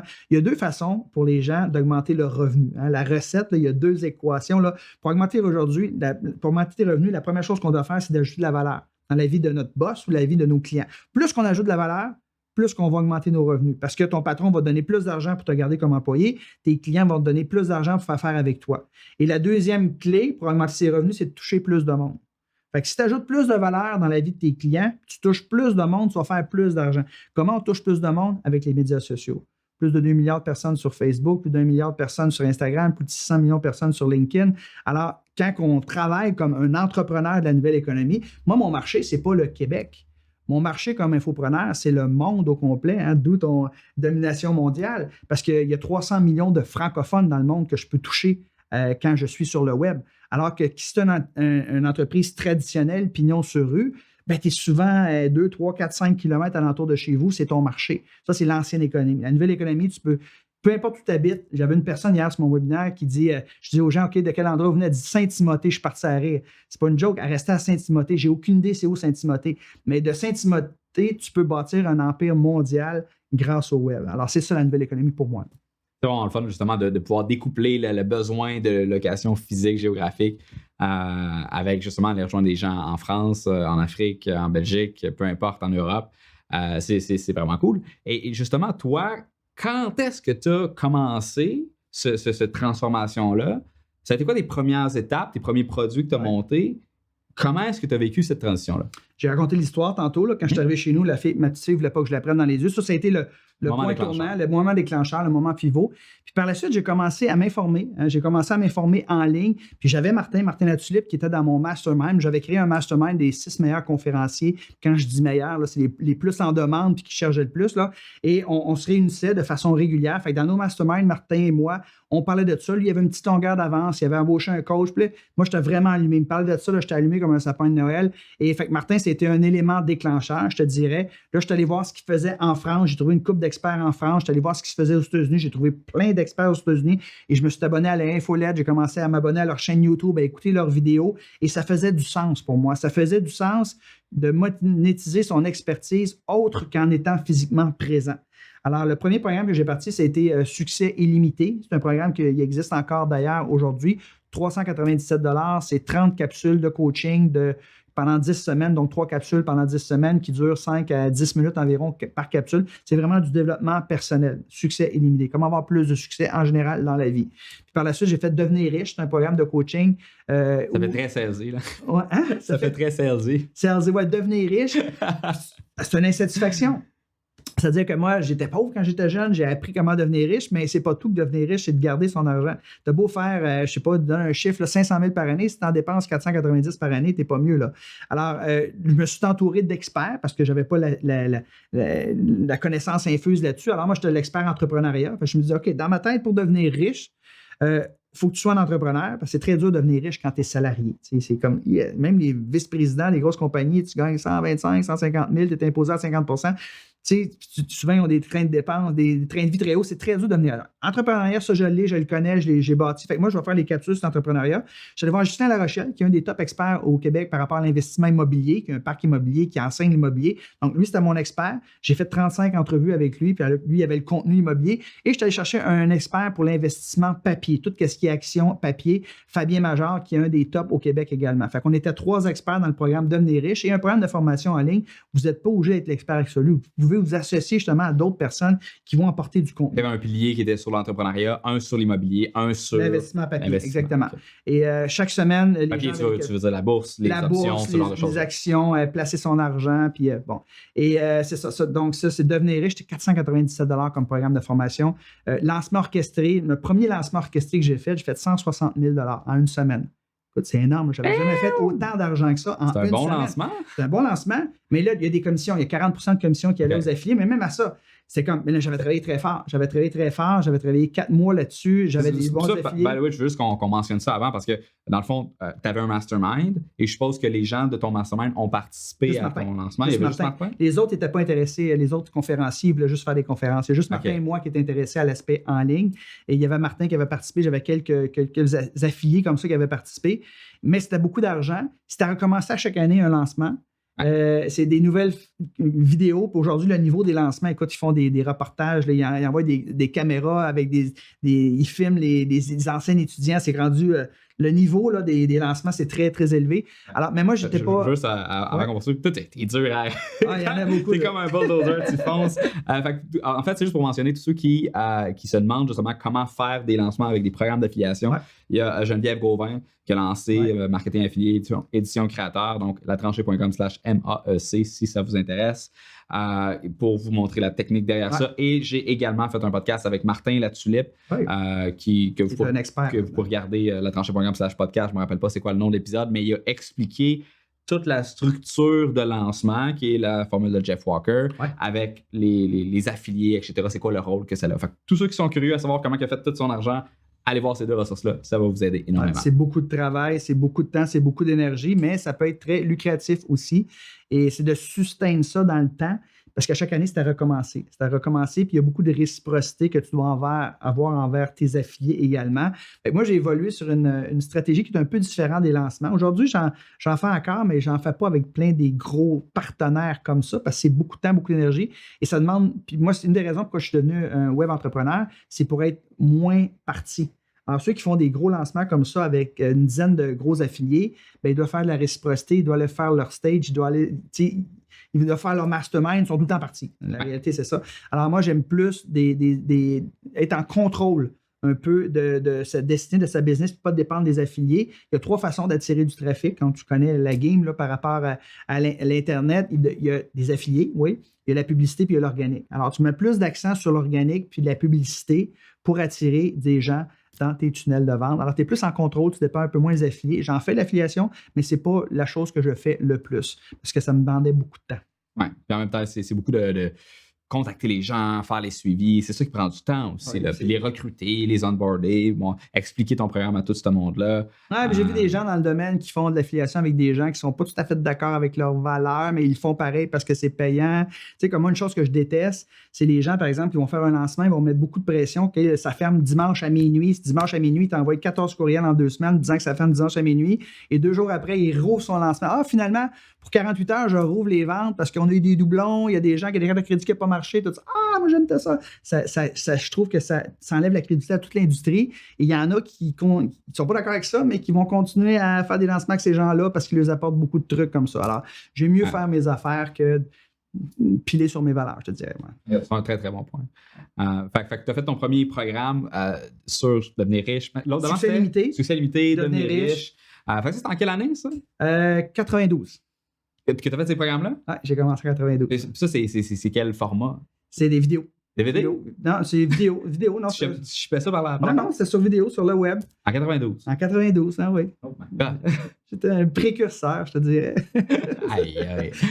All right. Écoute, c'est vraiment fou, ça. C'est cool, c'est justement, tu sais, t'es la génération, en fait, avant moi, où ce que t'as vu, tu en as vécu. Il y en avait du codage. C'était compliqué à l'époque, les amis. Aujourd'hui, c'est tellement facile, tellement simple. Tout est intégré, tout est ensemble. On utilise Scribecart tous les deux, je le sais. Moi, j'utilise Kajabi aussi pour toutes mes formations. Tout est facile, tout est simple. C'est du plug and play, drag and drop. Avant, là, tu avais 7-8 applications qui ne se parlaient pas. Ça te prenait des programmeurs pour faire il y avait du code. C'était casse-tête, là, je te dis. Là, ça peut être décourageant pour bien des gens. Mais aujourd'hui, c'est tellement plus facile. La barrière d'entrée est comme... Ouais. Il n'y en a vraiment plus de problème. Là. Ouais, tout à fait. Fait que ça fait combien de temps que mettons que le shift entre tes revenus automatiques, entre guillemets, tes revenus d'information ont dépassé tes revenus de conférence? Il y a à peu près 3 ans, je te dirais. Ouais, il y a à peu près 3 ans, j'ai fait le switch. Avant, c'était comme 80% en conférence et 20% en ligne. Là, j'ai fait le switch. Puis d'ailleurs, ça me fait réaliser, c'est comme je réalise que j'ai atteint mon objectif parce que c'était mon objectif. La balance change de côté. Aujourd'hui, c'est 80% en ligne à partir de chez moi, 20% les conférences. Quand je dis en automatique, là, c'est que ça ne veut pas dire que je suis chez nous puis je ne fais rien. Il faut juste comprendre. Là, mais le processus se fait tout automatiquement. C'est-à-dire que je vais mettre une publicité, par exemple. Non, tu fais rien. Pète pas ma bulle, je veux y croire. C'est que je vais te dire ce que tu dois travailler. Mettons, tu mets une publicité sur Facebook, les gens demandent un aimant client, ils reçoivent automatiquement une série de courriels, tu les invites à un webinaire automatisé, ils écoutent ton webinaire, à la fin du webinaire, tu fais un offre, les gens achètent ton offre, ils reçoivent un courriel, portail de formation, ils écoutent les formations quand ils veulent. Fait que tout ça, là, tu peux être à l'autre bout du monde, ça se fait, là, ça se fait tout en automatique. Maintenant, le seul temps où ce que tu as à travailler, c'est que tu checkes tes pubs Facebook de temps en temps. Tu augmentes ton budget, tu arrêtes une pub qui ne marche pas bien. C'est un email, parce que moi, je donne l'opportunité aux gens de m'envoyer un message sous les capsules vidéo s'ils ont une question. Fait que généralement, je réponds en dedans de 24 heures ou 48 heures si c'est le week-end. C'est rare que j'en sois plus une 2 par jour. Là. Fait que ça me prend 2-3 minutes par jour pour checker ça. Tu peux faire 2 lancements par année. Là, ça demande un petit peu plus de temps durant tes lancements, mais c'est une machine à mettre en place. Mais une fois qu'elle est mise en place, il faut juste la superviser. Alors, c'est ça qui est génial. Tu as beaucoup plus de temps libre, tu profites de ta vie, tu peux déménager où ce que tu veux. Alors, c'est une business de rêve, je te dirais, parce que tu as une business de lifestyle, mais qui donne du temps, parce que c'est une business de lifestyle, les conférenciers. Sauf que tu n'as pas beaucoup de temps libre. Là. Exact, ouais. c'est drôle parce que c'est exactement la même chose aussi que j'ai fait de mon côté. Quand je me suis lancé avec mon entreprise, même principe. Tu fais le lead magnet, tu fais la page, la page de capture, tu fais ta pub Facebook, tu récoltes ton lead, tu le mets dans une séquence de courriel, tu as ta page de vente, tu as ton portail de cours, tout se fait automatique. Et ça prend du temps à mettre ça sur place. Puis ça, c'est, je pense, la grande barrière, la première barrière à laquelle les gens se frappent et vont abandonner face à toute l'espèce de premier moteur. Moi, j'appelle ça une espèce de petit... C'est une business, c'est un moteur. Ouais, c'est ça. Faut que tu le fasses. Puis il faut que tu fasses toutes les pièces parce que s'il y en a une qui ne marche pas, ça ne marchera pas. C'est ça qu'il faut se faire aider. Les gens qui essaient de faire ça par eux-mêmes, là, c'est de bonnes chances. Tu sais, se partir en affaires en ligne aujourd'hui, ça ne coûte rien. On s'entend, là, la plupart des gens qui nous écoutent, ils ont déjà un ordinateur, ils ont déjà une connexion Internet. Ce que ça va te prendre, c'est un peu d'accompagnement. Quelqu'un qui va t'aider à cheminer là-dedans, d'apprendre ça. Puis tu peux l'apprendre par toi-même, mais ça va te prendre 5 ans, 10 ans, tu vas faire des erreurs, tu vas acheter des affaires que tu ne devais pas acheter. Alors que si tu te fais accompagner par quelqu'un, ben lui, il va te dire exactement, il va te prendre par la main, il va te donner les étapes. Tu vas y arriver. Tu sais, réussir en ligne aujourd'hui, espérer réussir en ligne puis faire un revenu dans les 6 chiffres, c'est ma promesse, moi.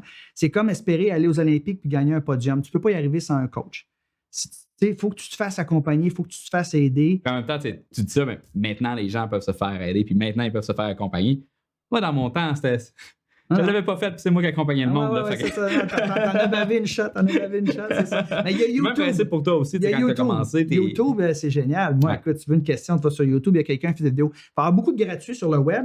Tu vas avoir des pièces de casse-tête sur le web. Mais si tu veux que quelqu'un te montre où vont chaque pièce puis comment faire ton casse-tête, là, tu vas embaucher quelqu'un qui va t'accompagner, un coach. Ouais. Mais tu as beaucoup de pièces de casse-tête gratuites sur le web, ça, il n'y a pas de doute. D'ailleurs, tu en donnes plein. Moi, j'en donne plein également, des pièces de casse-tête.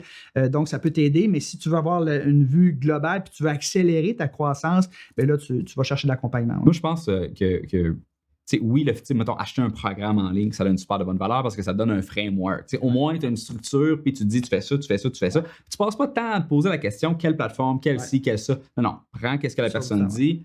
Une formation, c'est quoi? C'est grosso modo, la personne, elle a passé 1, 2, 3, 4, 5 ans à trouver puis à tester un process, à le systématiser, à le mettre en vidéo, puis à le donner. Mais il y a plus que ça. Il y a aussi... je pense que toi, avec tes programmes, tu offres également un suivi, des appels de coaching. Moi, j'ai 3 programmes, je te dirais, principaux. Là, ça s'appelle Business Automatique Pro, Plus et Platine. Donc, by the way, sur le post Facebook sur lequel les gens sont en train d'écouter présentement, il y a un lien justement vers ces 3 programmes-là. Le Pro, là, ce que j'ai fait avec le Pro, c'est que je fais un nouveau webinaire par mois où je vais vraiment en profondeur. 75-80 minutes. Je prends un sujet, je peux prendre YouTube, je peux prendre Facebook, je peux prendre LinkedIn, je peux faire des tunnels de vente, je peux faire comment vendre des offres high-tech. Donc, je prends un sujet et là, je vais très, très profondément, 75-90 minutes, beaucoup de contenu, suivi d'une demi-heure de coaching par la suite où je réponds aux gens. Okay? Ça, c'est une fois par mois. Ça, c'est un programme continu. Hein? Ça fait que c'est ça là, toute ta vie, si tu veux, frais à la mémoire, ce qui se passe, ce qui marche dans ma business, je te l'enseigne là. Ça, c'est pour les gens qui veulent une pièce de casse-tête, mais aller très en profondeur. C'est pour les gens qui ont déjà une business qui veulent l'optimiser. Puis là, j'ai Plus qui inclut Pro. Et plus, là, j'ai le programme d'accompagnement business automatique, c'est 150 capsules de coaching, 5 à 15 minutes. Les gens peuvent poser des questions. J'ai de l'accompagnement, des sessions de coaching de groupe également. Fait que ça, puis il y a un événement live également qui vient avec ça, que tu vas être présent. Donc, ça, c'est Plus. Et Platine, ça, c'est un groupe mastermind où les gens ont Pro, ils ont Plus. Puis en plus de ça, ils ont un groupe mastermind, une vingtaine d'entrepreneurs. On se rencontre 2 week-ends, 2 jours et demi au complet, immersion, pour échanger nos meilleures idées, faire des hot seats. Ça devient tes meilleurs partenaires également. Ça n'a pas de valeur. Un partenaire peut t'apporter des centaines de milliers de dollars ou d'euros là, à moyen terme. Et en plus, j'ai 4 sessions d'accompagnement de 90 minutes, une par trimestre, où je travaille juste sur ta business. Donc ça, c'est Platine. Pour ça, il faut prendre un appel personnalisé, il faut voir si on est un bon fit, on pose des questions. C'est des gens que 80% des gens sont refusés, je te dirais, là, parce qu'il faut être rendu à un certain niveau pour faire partie de ça. Parce que ce qui tue un mastermind, ça, je parle dans n'importe quoi, là, c'est quand des gens donnent, puis ils ne reçoivent jamais. À un moment donné, ils vont s'en aller. Fait que pour qu'un mastermind performe, il faut que tous puissent donner de valeur plus ou moins égale. C'est pour ça qu'il faut que tu ne peux pas acheter le platine. Il faut vraiment qu'on se parle 45 minutes puis voir si tu es accepté. Et quand tu es accepté, bien là, à ce moment-là, c'est génial. Tu as le pro, tu as le plus, puis tu as le platine. Moi, c'est mes 3 niveaux d'accompagnement. C'est comme ça que moi, j'aide les clients à cheminer. En même temps, juste le fait que tu structures tes prix de cette façon-là, que tu aies plusieurs offres. Ouais. Mais ça, c'est une très, très bonne stratégie de pricing pour être capable de maximiser tes revenus. Donc, n'importe qui pense vendre une formation, justement, j'en parlais la semaine passée avec Mathieu Desroches, qui lui, maintenant, il fait une formation en ligne sur la productivité. Il devrait offrir également la possibilité d'avoir Puis moi, ce que j'aime le plus faire, honnêtement, là, c'est avec mes platines. Ça, c'est certain. C'est des gens qui sont plus engagés, ils ont mis plus d'argent au bat, on va dire. Ils sont plus engagés, sont plus assidus, ils font plus des exercices, sont plus actifs dans le groupe Facebook. Quand quelqu'un pose une question, ils répondent. C'est des gens qui vont te donner des meilleurs témoignages également parce qu'ils vont obtenir des meilleurs résultats. Fait que moi, je m'en vais plus vers ça plutôt que de la masse puis vendre des petits programmes d'introduction. Moi, mon but, c'est d'aller plus là, dans des gens là, qui ont besoin de plus d'accompagnement puis qui vont mettre plus de l'énergie puis leur temps puis les amener vraiment là, scaler leur business. Moi, c'est vers ça puis c'est avec ce genre de personnes-là que j'aime mieux travailler. C'est des gens qui ont déjà un background entrepreneur pour la plupart. Ils sont déjà en processus de succès. Ils veulent juste optimiser ce qu'ils font déjà. Accélérer leur courbe de croissance. Ouais, c'est ça. Puis en même temps, ça paraît complètement ridicule, mais la plupart des gens vont acheter un cours en ligne puis ils ne vont pas le suivre du tout. Et juste le fait d'avoir une rencontre ou un espèce d'appel, conférence ou un webinaire, ou n'importe quoi. Un coach, tu l'as dit tantôt, toi, tu as pris un coach. L'imputabilité. Il t'a dit, cette joke-là, c'est de la merde, dis-la plus, ça t'a fait chier. Mais, tu sais, puis on dirait que maintenant, les gens, tout doit être positif tout le temps. T'as pas le droit de donner du feedback négatif. Puis, c'est rendu qu'il faut que tu payes quelqu'un pour te dire quelque chose de négatif. Ouais, pense-y, là, c'est ridicule. Mais définitivement, puis justement, j'ai eu une consultation hier avec une des personnes qui avait acheté ma formation. Des fois aussi, j'offre la consultation. Quand il y a des promos, prenez-la parce que sinon, j'en fais pas. Puis la personne, ça fait 6 mois qu'elle a acheté ma formation, qu'elle n'a pas encore fait un article de blog. Puis là, j'ai dit, la semaine prochaine, tu me reviens avec un intro. Parce que ça marche pas, là. Sinon, désabonne-toi de la tranchée, puis fais d'autres choses, écoute la TV. C'est frustrant, je vais te compte. Moi, j'offre une garantie, j'offre 2 garanties à mes clients. J'offre une garantie, puis ceux qui m'écoutent, là, prenez ça en note, là, j'offre une garantie de satisfaction 30 jours. Mais je dis, il faut que tu écoutes les capsules. Appelle-moi après 30 jours, puis tu n'as pas écouté moi, je le sais, là, c'est dans mon portail que j'habite, si tu n'as écouté une partie. Mais je sais que si tu écoutes les capsules, tu vas trouver ça capotant, ça va être la meilleure formation de ta vie, puis tu ne t'abandonneras pas. Donc, je te donne une garantie de satisfaction de 30 jours, tu écoutes le premier module, puis si tu n'es pas content, je te rembourse. Peu importe la raison, mais il faut que tu les aies écoutés. Okay? C'est la première chose. Fait que là, ils n'ont rien à perdre. S'ils n'aiment pas ça, ben, ils se font rembourser, mais au moins, ils ont écouté la formation. Puis la deuxième garantie que je donne, c'est une garantie de résultat. Donc, si vous ne récupérez pas au minimum votre investissement après 1 an, 365 jours, je vous rembourse. Il s'agit juste à me démontrer que vous avez fait ce qui est enseigné. Alors, dans ma page de vente, ils cliquent ici, puis voici ce que vous devez avoir fait après 1 an.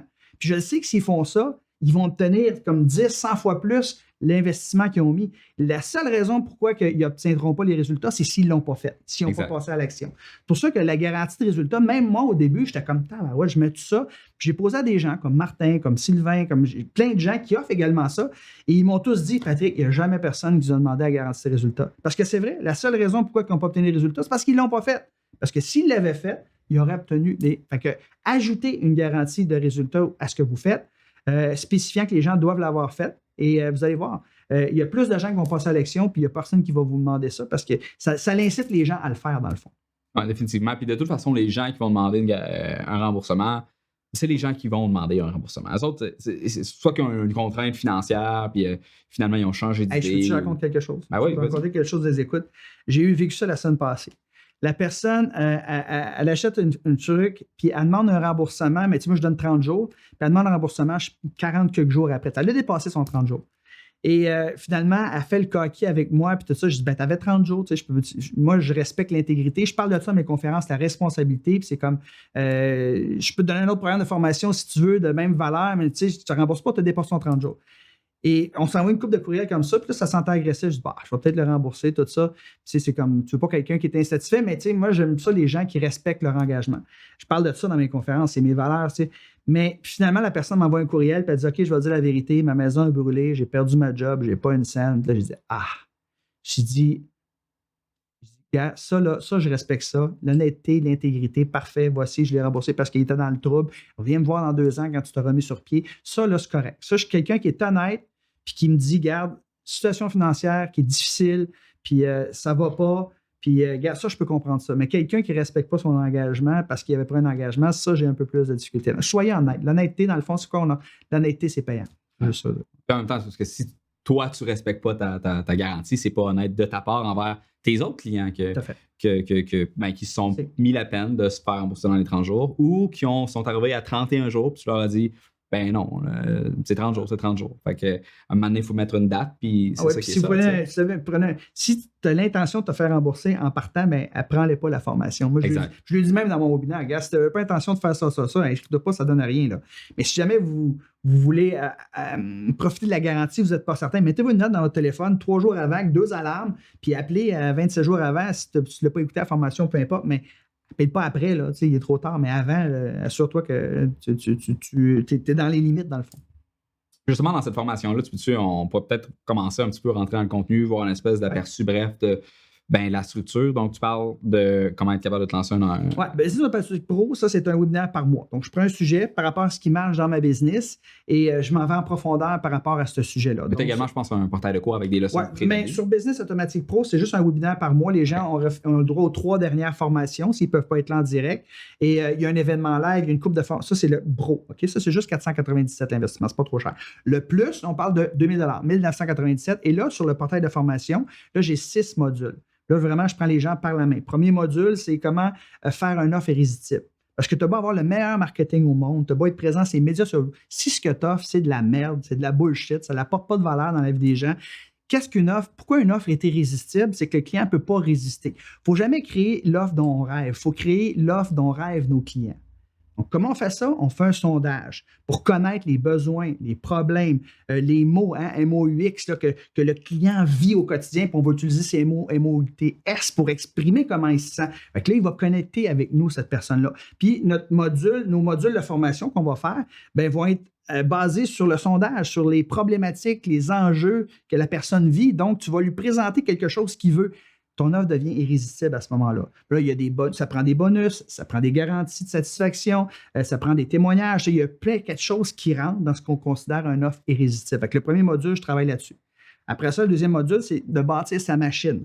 Quand tu disais son moteur, là, c'est tout ce qui est aimant client, d'en avoir plusieurs sous différents formats, faire ton tunnel de vente. Il y a plusieurs tunnels de vente selon le prix de ton produit puis selon ton avatar. Donc, comment mettre en place sa structure, sa machine pour que tout fonctionne de façon automatique. Troisième module, attraction de clients. Maintenant que j'ai une offre irrésistible, j'ai une machine d'enfer pour convertir mes clients, il faut que j'en mette du trafic dans cette machine-là. Donc, c'est tout ce qui est attraction de clients, présence sur les médias sociaux, que ce soit de façon organique, avec la publicité, avec des partenariats, avoir une infolette pour amener un paquet de monde dans ta machine afin qu'ils achètent ton offre irrésistible.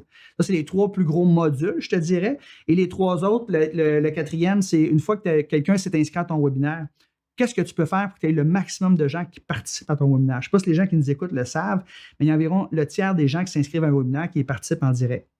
Alors, si tu es capable d'augmenter ton pourcentage de 30 à 40 ou 45 qui assistent à ton webinaire, c'est plus de conversion au bout. Donc, ça, c'est le chapitre numéro 4, le module numéro 4, comment attirer un maximum de personnes à ton webinaire live ou à tes formations ou tes vidéos, par exemple. Et le cinquième, c'est des outils de conversion. Donc, il y a 22 étapes pour un webinaire. Je décortique ça tout en détail, je donne les scripts, tu fais juste changer tes trucs. Les vidéos, par exemple. Tu sais, la série de 4 vidéos à Jeff Walker que tu parlais tantôt, il y a entre 8 et 10 étapes dans chacune des vidéos. Donc, je dis exactement ce que les gens doivent dire dans chacune des vidéos, la technique, la vidéo. Une VSL, Video Sales Letter, il y a 35 étapes dans une VSL. Donc, voici ce que tu dois dire. C'est de la psychologie, là. Puis si tu penses faire une vidéo que les gens vont acheter, tu te mets un doigt profond dans l'œil. Il faut vraiment que tu y ailles étape par étape. Donc ça, c'est le module numéro 5. On va faire vendre des offres high ticket, faire des appels de coaching stratégique. Donc j'enseigne ça dans le 5. Puis dans le 6e, souvent négligé par beaucoup d'entrepreneurs, c'est toute la séquence de courriels de suivi. Tout l'après, quoi dire dans chacun des courriels que tu vas envoyer. Donc ça, en gros, c'est le programme Business Automatique, les 6 modules. Il y a 7 bonus, il y a plein de plus que ça, mais là, ça, c'est le contenu, en gros. C'est un bon core aussi, tu décortiques bien le processus de création de ce genre d'entreprise-là.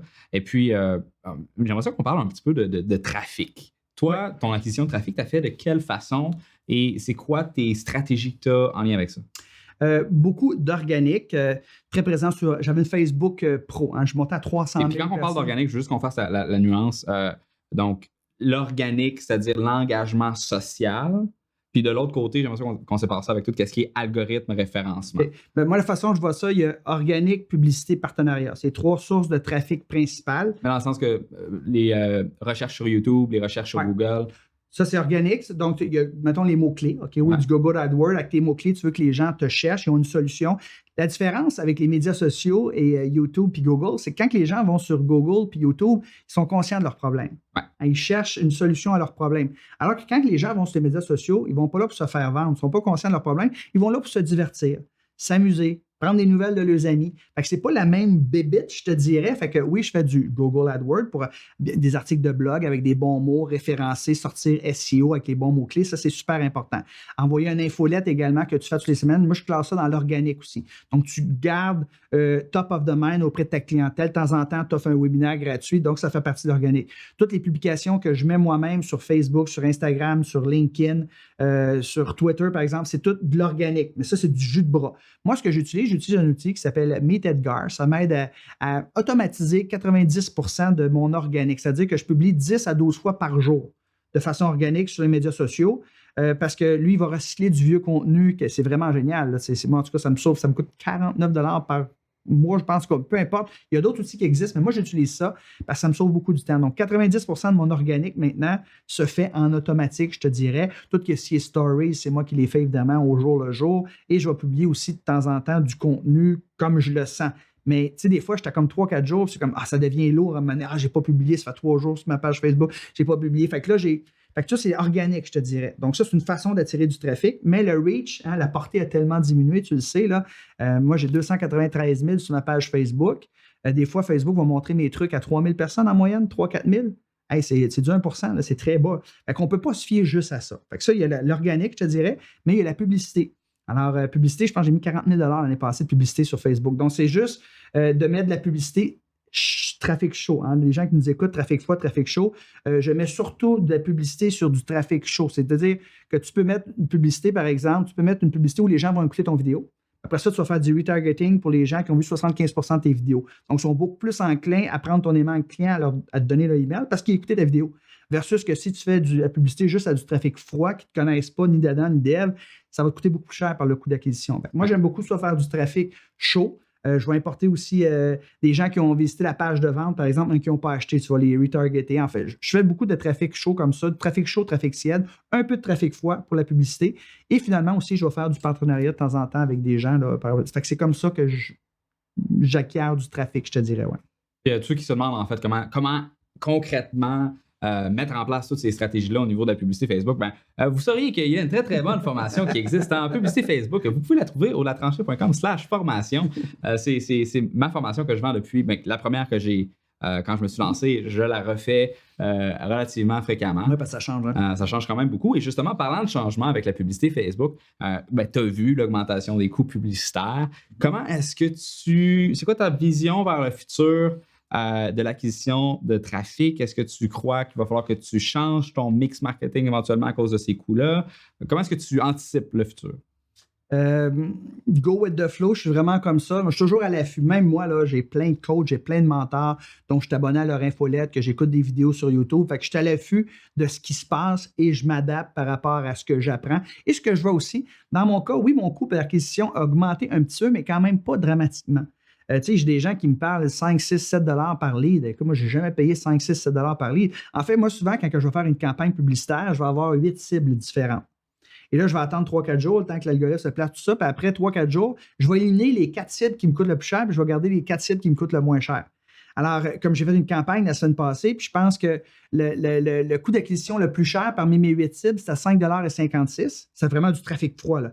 Intérêt Internet Marketing, 5,56 $. Le moins cher, c'était engagement Facebook. Fait que engagement Instagram. Fait une de mes cibles, c'est toutes les gens qui ont déjà engagé avec moi sur Instagram. Ils m'ont donné des commentaires, des likes, etc. C'est à 49 cents que j'ai eu coût d'acquisition, qui est très bas. Hein? Tu vas en être témoin de ça. Donc, 49 cents à 5,56 $. Et là, j'ai tout enlevé les 4 qui me coûtaient le plus cher, puis j'ai gardé ceux qui me coûtaient le moins cher et j'en suis arrivé à 2,41 $, je crois, par coût d'acquisition. Ce qui est quand même raisonnable pour chercher un lead qui peut t'acheter un programme de formation, 500, 2000 $ éventuellement. Fait que pour l'instant, moi, peut-être qu'avant, j'étais capable de... Est-ce que tu as connu l'époque où c'était une pièce, c'était 20 cents? Ah non, c'est ça quand je commençais. 20 cents, j'ai jamais connu ça. Je voyagerais nous autres, ça nous coûtait 13 cents. Moi, c'était magique ce temps-là. C'est pour ça que tout le monde, en fait, disait la publicité Facebook. Tout le monde était bon en pub Facebook. Parce que c'est comme avec les bitcoins quand il y avait eu l'augmentation. Tout le monde est un gourou des bitcoins quand le market augmente de 10% par jour, là, tu sais. Mais tant que ça. Tu sais, moi, je dis aux gens, c'est pas une dépense, c'est une publicité, c'est un investissement. Tu sais, ça te coûte 3 $, ça t'en rapporte 8. Je peux t'en mettre d'autres 3 $ tant que ça te rapporte 8. Fait que tant que ça te rapporte plus que ça te coûte, ben ça va bien, ça va bien. La journée où ce que ça. Puis même à ça, là, c'est de penser à court terme, même si je dépense, mettons, je fais une campagne, puis je dépense 1000 $ sur une campagne. Mettons que j'ai fait juste 1000 $ de vente. Là. Disons que ça n'a pas bien été. J'ai juste récupéré. Mais moi, tous les courriels que j'ai récupérés, je le sais qu'à moyen et à long terme, c'est des ventes latentes. C'est des ventes qui vont se faire éventuellement. Fait qu'il ne faut pas penser juste retour sur l'investissement à court terme. Parce que moi, j'ai une stratégie à long terme. Moi, je vais être encore là dans 10 ans, dans 15 ans. Et si je nurture ma liste puis je donne du contenu de valeur, je sais qu'éventuellement, ces gens-là, le timing n'est pas bon présentement. Au moins, ils me connaissent, ils vont continuer à me connaître, puis éventuellement, ils vont peut-être acheter quelque chose de moi ou peut-être qu'ils ne m'aiment pas la bête, tout simplement, puis que je vais faire ta promotion, Olivier, puis ils vont acheter ton programme à toi.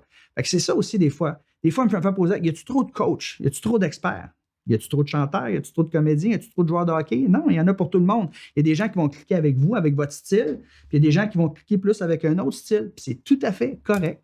Fait que si tu gardes le courriel, puis tu le nurtures, éventuellement, même si tu n'as pas eu ton retour sur investissement maintenant, tu vas l'avoir à moyen et à long terme. Puis même à ça, c'est les gens souvent, lorsque tu fais la publicité, j'en parle souvent, oui, ton lead va te coûter, mettons, 5$, ta vente va te coûter 100$, puis tu as juste fait 100$ sur ta vente, fait que tu n'as pas fait d'argent, c'est pas grave, tu as fait un client. Puis de faire un client, lui, il va en parler à d'autres personnes, il y a du bouche à oreille, lui, peut-être qu'il va racheter dans le futur. Fait que la valeur vie, c'est quelque chose. Puis non seulement, quand on rentre dans des industries qui sont particulièrement compétitives, tu as fait une vente, ton compétiteur n'a pas fait de vente. Et ça, c'est quelque chose que j'ai trouvé qui était très, très particulier dans le domaine du voyage, chez Voyage à rabais. Mm-hmm. Une vente que tu fais, c'est une vente que ton compétiteur n'a pas. Fait que ça, c'est de l'argent qu'il n'y a pas pour te taper dessus. Il y a des gens puis de comprendre aussi qu'éventuellement, quand tu grossis ta business, comme là, j'ai parti ça fait pas longtemps, là, mon programme Platine, là, je l'ai mis en place au mois de mai l'année passée. Non, cette année. Fait que ça fait pas si longtemps que ça que j'ai mis ça en place. Mais quand tu as un programme d'accompagnement platine ou VIP ou appelé comme tu veux, mastermind, alors, cette personne, moi, tous les gens qui sont dans mon mastermind, là, sauf une personne. Il y a une personne, on est 17 présentement, là, puis mon but, c'est de monter ça à 25-30 personnes. Sur les 17 personnes, tout le monde, quand je lui pose la question, comment avez-vous entendu parler de mes services? Ils m'ont tous répondu, ça fait longtemps que je te suis. Ça fait longtemps que je te suis, ça fait longtemps que j'écoute tes vidéos. Et c'est pour ça qu'ils sont prêts à investir autant d'argent parce que la confiance, je l'ai bâtie à travers les années. Il y a une personne sur les 17 qui a dit « Ah, j'ai écouté, quelqu'un me référé toi sur Instagram, j'ai écouté ton webinaire, puis là, elle a pris le mastermind. » Mais tout le monde, ça fait longtemps que je te connais. Fait qu'il faut penser à long terme. Même si au début, moi, si je récupère juste l'argent que j'ai mis là, dans Facebook, je suis content parce que je sais que tantôt, je vais faire bien d'argent. Ouais. Ça, c'est quelque chose qu'il faut avoir en tête quand on commence. Quand tu commences à faire ta publicité, tu mets ton blog. La plupart des gens veulent avoir un retour sur investissement immédiat à cause que, quand tu commences, c'est sûr que tu vas avoir un retour sur investissement immédiat. Mais il ne faut pas que tu te dises, moi, je veux que ça passe ou que ça casse cette année. C'est une game qui joue sur 3, 4, 5, 10 ans. Je vais dire quelque chose qui nous écoute. Puis, tu sais, quand on fait de l'affiliation, l'affilié donne un pourcentage de commission. Il y a des gens qui donnent 70%, 100% de commission sur le produit d'appel. Pourquoi ils font ça? Ben non, ça n'a pas de bon sens.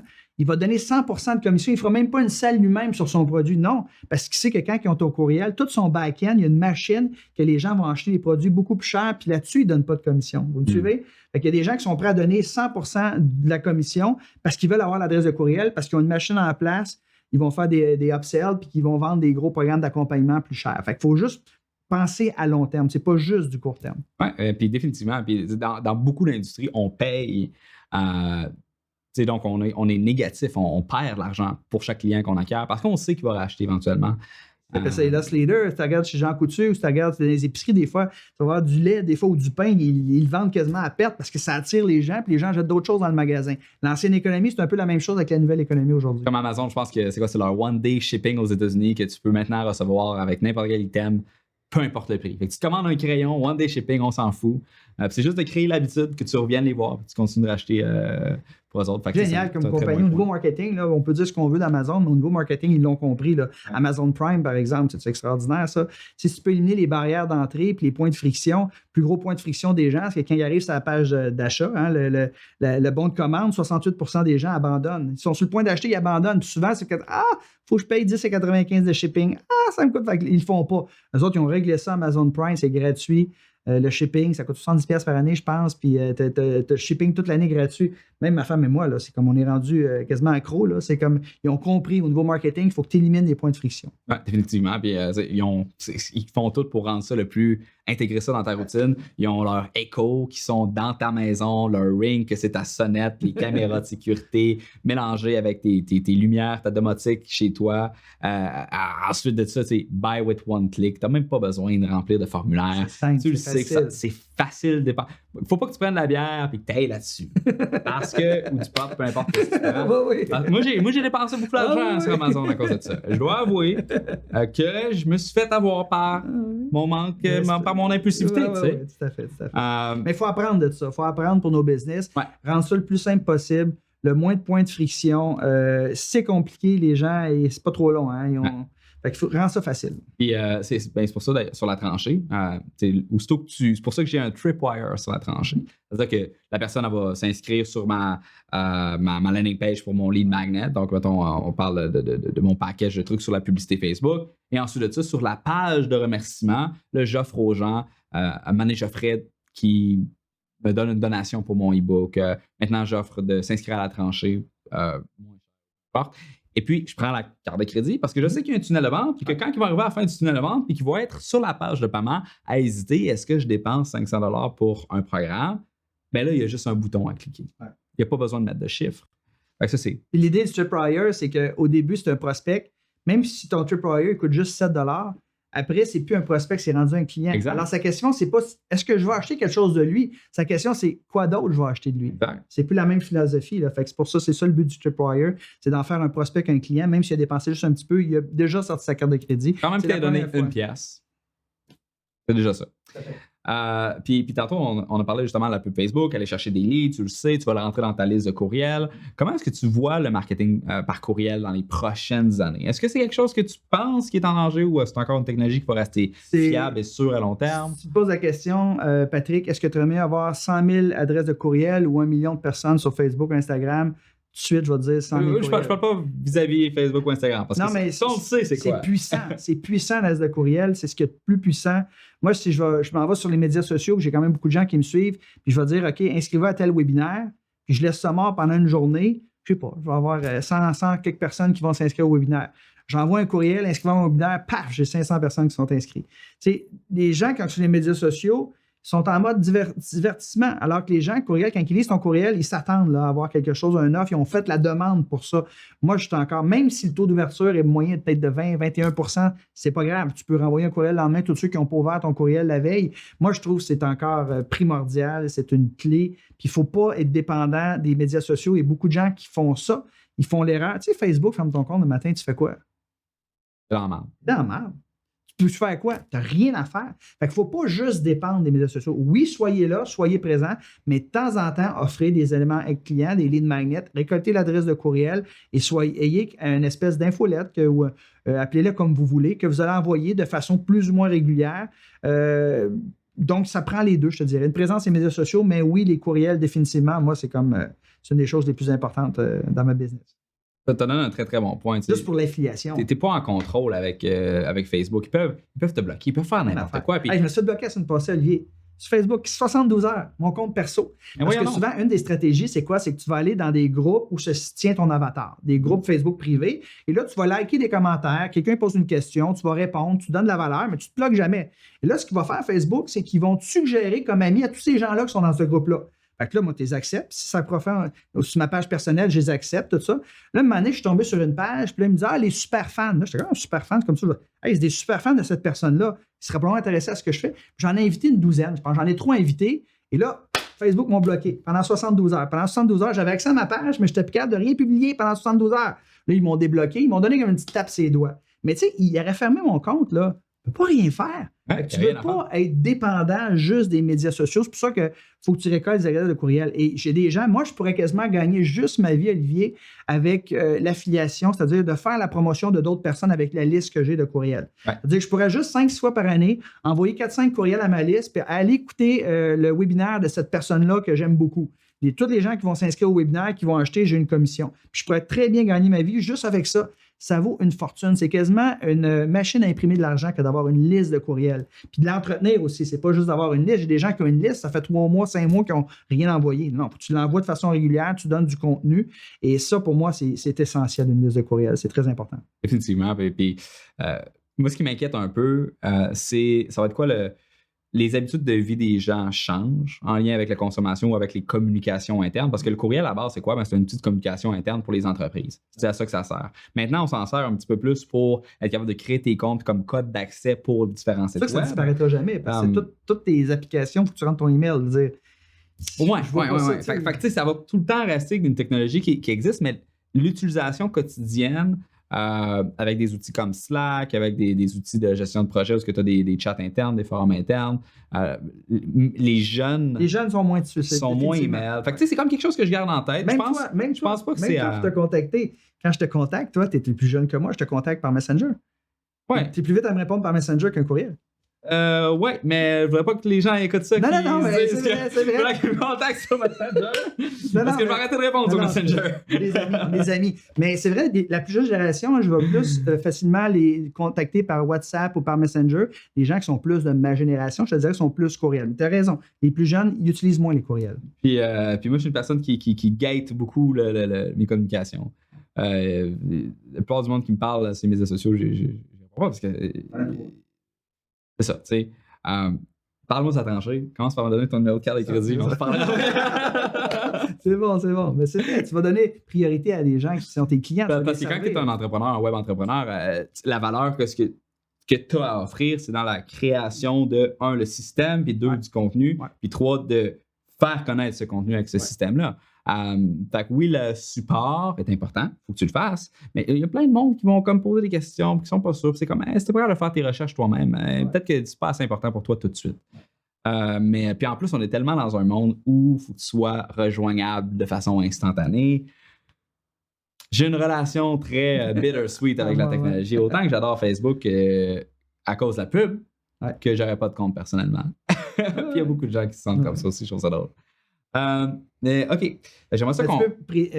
Un groupe privé aussi, ça c'est une autre alternative, où tu vas accepter à ton groupe privé, en posant des questions, juste des gens qui correspondent à ton avatar. Alors même s'ils n'ont pas encore déboursé, eux autres, tu es prêt à leur donner un peu plus d'accessibilité parce que tu sais que ça, c'est des bons clients potentiels. Alors que monsieur, madame, tout le monde qui prend ton temps et qui n'a pas les moyens d'acheter ce que tu as acheté, ton temps, il est neuf maintenant. Tu as des amis, tu as une famille, tu veux vivre aussi. Là. Fait que moi, j'ai créé un groupe Facebook privé qui s'appelle Entrepreneurs en ligne. Je pose 3 questions au début. Dont une, c'est j'accepte de ne pas mettre de publicité dans ce groupe-là parce que si tu veux faire mourir un groupe rapidement, c'est que tout le monde commence à mettre des liens partout. Et dans Entrepreneurs en ligne, c'est une petite communauté et 3100 quelques personnes. Mais là, c'est des gens qui sont vraiment intéressés à l'Internet marketing. Ces gens-là, je suis prêt à leur donner du temps. Parce qu'éventuellement, je sais que si je le fais, il y en a beaucoup qui vont décider de joindre un programme de formation. Mais ma page pro, je suis désolé, là, la plupart de ces gens-là ne sont pas intéressés au marketing Internet et il y en a gros qui n'ont pas les moyens non plus d'acheter ce que je fais. Ça, je vais garder plus mon temps pour les gens qui font partie de ma communauté privée. Et l'espèce de priorisation du temps quand tu te lances une entreprise en ligne comme ça, là, ça devient très, très rapidement important et une priorité parce que, mettons, je me mets dans le pot de quelqu'un, part de tu as un emploi, tu as un boss, tu as une certaine structure. Et toi, ce que tu veux, c'est te lancer une entreprise en ligne. Premièrement, la transition ne va pas se faire de façon instantanée. Ça prend un certain temps. Il faut que tu bâtisses toute l'espèce de structure qui vient autour de ça. Puis, ça ne veut pas dire que ton premier lancement ou ton premier produit va être bon. Probablement pas. Probablement pas. Et on parlait tantôt d'avoir une vision à long terme sur ton marketing, sur ton acquisition, sur ta relation avec tes clients. Moi, je suis quelqu'un qui a toujours priorisé le référencement organique versus les médias sociaux. Je ne sais pas c'est quoi ta vision et ta stratégie face à tout ce qui est l'optimisation de ton référencement puis le trafic de Google puis YouTube. YouTube, Google, c'est génial parce que tu mets une pièce de contenu sur Facebook, sur Instagram. Google, OK. Ah, t'as dit Google, puis... Alors, c'est ça, tu mets une pièce de contenu sur Facebook puis Instagram, 48 heures après, elle est morte, ta pièce de contenu. Alors, ce que j'aime d'écrire des articles de blog bien référencés puis de mettre des pièces de contenu sur YouTube, c'est que 3 ans, 4 ans, 5 ans après, les gens peuvent les trouver encore. Fait que oui, je suis pro à ça, puis j'en fais, puis je vais continuer à en faire. En fait, je fais les deux. Je vais mettre du YouTube, du Google, mais je vais faire également aussi du pièce de contenu. J'aime beaucoup mes Edgar, comme je te disais tantôt, parce que ça me sauve beaucoup de temps, parce que ça roule. Si je m'en vais en Floride pendant une semaine, par exemple, peu importe où, même si je suis en mode vacances, je sais qu'il y a 10, 12 pièces de contenu qui vont se mettre à tous les jours. Puis parmi ces pièces de contenu-là, il y en a peut-être 2 où ce sont des emails clients, où les gens vont donner leur email, ils vont rentrer dans la machine, je te dirais, dans le tunnel de vente. Puis je vais revenir, puis j'ai fait des vacances, puis j'ai fait plus d'argent que les vacances m'ont coûté. C'est un peu ça la réalité, que d'avoir une entreprise qui roule en automatique. Fait que oui, je fais les deux, tout à fait. Toi, c'est quoi ta vision? Comment tu vois ça à long terme? En fait, le référencement organique, selon moi, c'est le backbone de n'importe quelle entreprise d'information à long terme. C'est-à-dire que quand tu commences, tu n'en auras pas. Tu vas avoir aucun trafic qui va venir de Google. Mais si on parle à trancher, on a 100 000 sessions par mois sur le site web. Et la plupart, je pense, 70% viennent de Google. Donc, c'est sûr que moi, je pourrais arrêter la pub Facebook, je pourrais arrêter tout, puis la business continuerait quand même à cause de ça. Et ça, l'espèce de sécurité de dire, peu importe ce qui se passe, je suis pas dans la merde, je pense que ça vaut beaucoup. Et non seulement ça, mais lorsque les gens ils veulent se partir, devenir populaires sur YouTube, par exemple, tu vas partir de ton réseau, ça va être du bouche-oreille, mais du bouche-oreille, c'est long. Parce que quand tu as le pouvoir d'un algorithme, puis que tu es capable de créer du contenu contextuel selon les besoins des gens en faisant de la recherche de mots-clés, c'est sûr que tes résultats vont être exponentiels. Puis j'avais fait justement un podcast avec Stanislas Leloup. Je ne sais pas si tu es familier avec son travail, mais lui, il s'était parti une chaîne YouTube et très rapidement, en 6 mois, il est passé de comme 1000 personnes à 55 000 personnes à cause d'une vidéo qui a été dans l'algorithme. Cette vidéo-là a été très, très performante. Et c'est ça, c'est la loi de Pareto. Tu vas avoir quelques morceaux de contenu qui vont avoir une très grande portée sur le web à cause de ces algorithmes-là. Ce qu'on peut dire aux gens qui nous écoutent présentement, c'est mettez-vous dans la peau de votre avatar, votre client idéal, et c'est quoi les questions qui se posent? Exact. Souvent, ça commence par comment? Moi, si tu regardes mes vidéos sur YouTube, là, j'en ai 600 cucs, là. En tout cas, dans les dernières années, ils commencent tous par comment, quasiment. Parce que c'est ce que les gens... Comment? Pourquoi? Ouais, c'est ça. Les gens, ils se posent des questions. Pourquoi? Comment? Fait que commencez vos vidéos comme ça. Au-delà de la qualité de votre vidéo, le titre est quasiment plus important parce qu'elle va se faire trouver, votre vidéo. Il y a des gens qui ont des vidéos extraordinaires, mais personne ne cherche ça. C'est comme ça. Elle n'a pas vu sa vidéo. Fait que, oui, posez-vous les 10 questions que vos clients se posent le plus, leurs problématiques. Parce que c'est quoi une business? Hein? Olivier, c'est quoi? Une business, c'est apporter des solutions à une problématique. Si tu ne règles pas un problème, tu n'es pas en business. C'est un lobby, c'est un loisir. Fait que c'est quoi les problématiques que ton client a et donne des solutions. Hein? Crée des vidéos, du contenu ou des articles, de sorte que dans 5 ans, écoute, je vais te conter une anecdote. J'avais 2 condos à Tremblant. Okay? J'ai loué, mais on y allait de temps en temps. C'était des maisons de campagne et tout ça. Puis des fois, quand on y allait, bon, je ne voulais pas payer une femme de ménage. Fait que on faisait le ménage nous autres mêmes, des fois. Mais là, il fallait plier les draps contours. Je ne sais pas si tu as déjà plié un drap contour. C'est une mission impossible. Alors, je m'en vais sur YouTube. Comment plier des draps contours? Je trouve rien. Je vais le faire en anglais. How to fold fitted sheet. Et écoute, la petite femme avait 10 millions de vues, je pense, sur sa vue. 2 minutes et demie, elle pluguait son blog après. J'ai trouvé ça génial. Vidéo boboche, pas d'éclairage, là, tout ça. C'est un problème que quelqu'un avait. Là, j'ai dit, je suis pas tout ça, avoir même problème, mais de misère à plier des draps. Là, je suis rendu le king de plier des draps contours. Mais tout ça pour dire que oui, ta vidéo va se faire trouver dans 2 ans, dans 3 ans, dans 5 ans. C'est comme un petit robot qui travaille gratuitement pour toi. Oui, ça te prend du contenu comme ça, organique. Le mot-clé, je pense qu'il faudrait que les gens y retiennent de ce qu'on est en train de discuter, c'est créer du contenu evergreen.